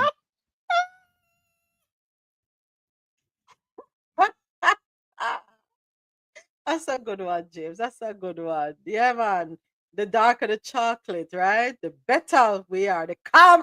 You have a point, James. That's why it's calm. You should qualify it. Have your working variety. I don't know. I'm not gonna behave with ourselves. I'm not gonna behave with ourselves. Can we keep it kosher? All right, number 4, maca root, the energy and mood enhancer. Native to the Andes, maca root is another adaptogen celebrated for enhancing energy, mood, and libido. Maca helps balance hormones and supports the adrenal glands, which can reduce feelings of fatigue and stress. Mix a tablespoon of maca powder into oatmeal, yogurt, or your favorite smoothie. Its slightly nutty, caramel-like flavor pairs well with sweet dishes. Number 5, fatty fish. Keep it clean. Fatty fish, omega-3. By the way, talking about, want to hear Bruno Mars' new song? Did you say slightly naughty? Want to hear Bruno Mars' new song? What was the last But not repeat it. You said you were slightly what? But not repeating it. Let's keep it moving. Fatty fish, omega-3s for brain health. Salmon, mackerel, and sardines are rich in omega-3 fatty acids, which are critical for brain health. Omega-3s help regulate neurotransmitters like serotonin and dopamine, improving mood and reducing symptoms of depression. They also support cognitive function and memory, making them essential to any mental health focused diet. Grill or bake fatty fish and serve it with a side of leafy greens and quinoa for a brain boosting meal. For a plant based alternative, try algae-based omega-3 supplements. So, bonus tips for a mood enhancing diet. Incorporate more whole foods. Processed foods can negatively impact mental health, so focus on fresh, nutrient-dense options. Stay hydrated. Dehydration can exacerbate feelings of anxiety and fatigue. Also, I'm sorry, I can't do this one. I mean, I can limit my sugar. That's not a problem. My problem is the caffeine. No, need my caffeine. Both can cause mood swings and energy crashes when consumed in excess. Incorporating these adaptogens and mood enhancing foods into your diet can help you support your mental health naturally. Pair these nutritional strategies with mindful habits and self care for a more balanced and vibrant life. As always, consult with a healthcare professional before making significant changes to your diet, especially if you're managing mental health conditions. So, yes, Adesoji, it's slightly nutty, caramel-like flavor, pairs well with sweet dishes. Are you okay, Adesoji? I'm actually now interested in the fatty fish. Which one? The working variety?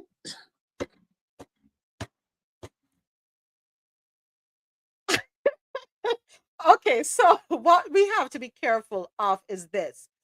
With a lot of attention being turned to natural remedies, right? We want to be very careful where we're sourcing them from, because I do believe a lot of people will produce these quote unquote natural remedies and they're not up to the quality that they're supposed to be. Me feel some of them will contaminate these things. So if we can get them, source them from trusted suppliers, let us do so. All right. So again, fatty fish, the omega-3s for brain health. You know, when you talk about sardines, I cannot eat the bone. I have to open up the sardine. I have to take out the bone, the spine, whatever you call it. I cannot eat that. And enough pepper, need a lot of pepper. But I love salt mackerel. I love salmon, so I'm okay with that.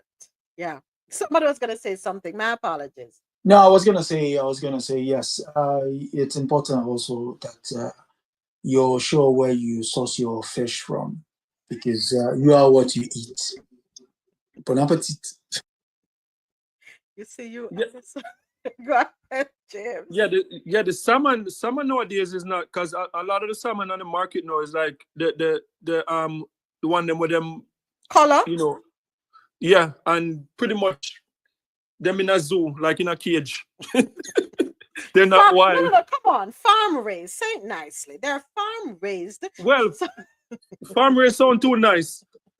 Like they're like artificial. They're like genetically modified. Ooh, Them, is there anything that we can trust? Them throw syrup in the water for them swim around and change them color. Yeah, it's in the food. That's how they get the color. Where can we get good food though? Really and truly, the only thing you can trust is what you go out and catch for yourself. You know what's interesting? Mm-hmm. Have you ever realized when you go in the Caribbean, right? The uglier the food, the better it is for you. Why you have to say the uglier the food? No, okay. Go when you go Jamaica next time, you look on the carrot them, or them ill-shaped and them look ugly. When you go in the American farm and some of the Mexican farm, the carrots come out too perfect. They come out like straight and perfect. They're grown in a mold. Yeah, no, they're modified. I learned that. Like they're modified and they come out too perfect. Some of the tomato them, like I think I told you before, they put salmon, they inject the tomato them with salmon in some of these big farms. So like when you see the food, a lot of these food that perfect shape, carrot, perfect shape. No, like when you go in the Caribbean and you go to the market, the food them look like them really come out of the ground. The carrot them look like really come out of the ground. So you have to be careful with them pretty looking carrot. You're absolutely right. You're right, James. You're right. And that's a very important point. We have, what the problem is with us in the Caribbean, I can say in Jamaica, James, we have a foreign mind and we feel that if it's coming from overseas, it is better. We are not fully aware of how things are produced, mass produced, right?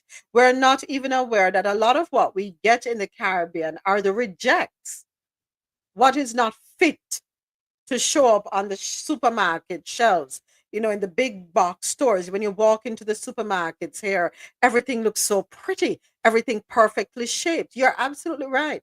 We should learn to appreciate what is homegrown. When you talk about organic, what we get here in the States is not truly organic. I learned something interesting about meat. Down to the very beef, what I'm saying is farm raised. I learned something that I'm doing a little more research into it before I bring it to the forefront. But I found it disturbing. So what is the point of putting a sticker on something and calling it grass fed? I think you only had to feed grass for 6 weeks, right? 6 weeks, yeah, 6 weeks. They get the label grass fed. And they say it's grass fed. But in the point James make, in the Caribbean, a lot of people now are becoming more and more conscious about it. And if you look at the culinary field in the Caribbean, especially the top Caribbean chefs now are using a lot of local products and changing the whole dining experience also. So people are catching up. Yeah. And realizing we have better food. Yeah. It is important, folks. Do not reject what we grow at home. Go ahead. Yeah, because if you notice, like, say, like, in North America, you buy carrot and you grate it, you don't really smell it. When you're there at Jamaica and you grate the carrot, like, you can stay out that door and smell the fragrance from it. No, seriously. No, like, you're not wrong. You're not wrong. It's just like bland. Like, there's no flavor. There's nothing to it. So, yeah, a lot of those things, they do something to them because they're not supposed to look so perfect. And James, I'm not sure, but I think we've raised this here before. When you go to the Caribbean and you eat a home cooked meal, even if you buy it on the road, right? But you eat something that is prepared, made from homegrown ingredients, you find that your bowel activity is normal. And I don't know if you all notice it here in North America, you need stimulants sometimes to help you to be normal. Yeah, because most of the foods here are devoid of fiber, so the natural bowel movement is disturbed. But back home, man, you eat it once, so for you to take in another one, you gotta push something else out. Exactly, and that is how it is supposed to be. Adesoji, watch a baby. The doctors will tell you. A baby is supposed to have a bowel movement how many times throughout the day? We are now down to what? 1 time a day as an adult. And then guess what? A lot of times you're out there in the workforce people are ashamed to use the restroom at work because it's a communal, what do you call it, communal style restroom. You have the stalls. So people are holding their waste matter until they get home, and that's hours. You know what happened? Your body is being infected because what it should have come out, you have to hold on to it until you reach home. Mr. President, you guys have St. Vincent yam in Grenada? We have it in Jamaica. What yam? Say what it is? You St. have St. Vincent Vincent yam. yam? I don't know what you call St. Vincent White yam. We have yam. different Yeah. types. It's You a have pum variety. you have pum pum yam? That's it. No, James, White yam is we the are best kind. on YouTube. We are on Hey! YouTube live, James. No, it's the name The of the cocoa yam. yam. I is- know, Yes, yes, yes. Yes, we have it. That's it. The white yam actually is the main yam we have. We don't have as much as the yellow yam as Jamaica, to tell you the truth. What was that yam again, James? No, it's PP yam. It's P.P. Even that has a different connotation. So Get off YouTube live. We can talk about that one a little more. But folks, But most of the stuff you find in St. Vincent, James, you find home, you know. We're very, very similar. St. Vincent and Grenada. Yeah, the second yam is very soft. Softer than yellow yam. It melted in your mouth, you know. our final story. You know what? We have 4 minutes before we have to get off here. YouTube live. In our final story, Jeff Bezos. I found this one interesting, Mr. President.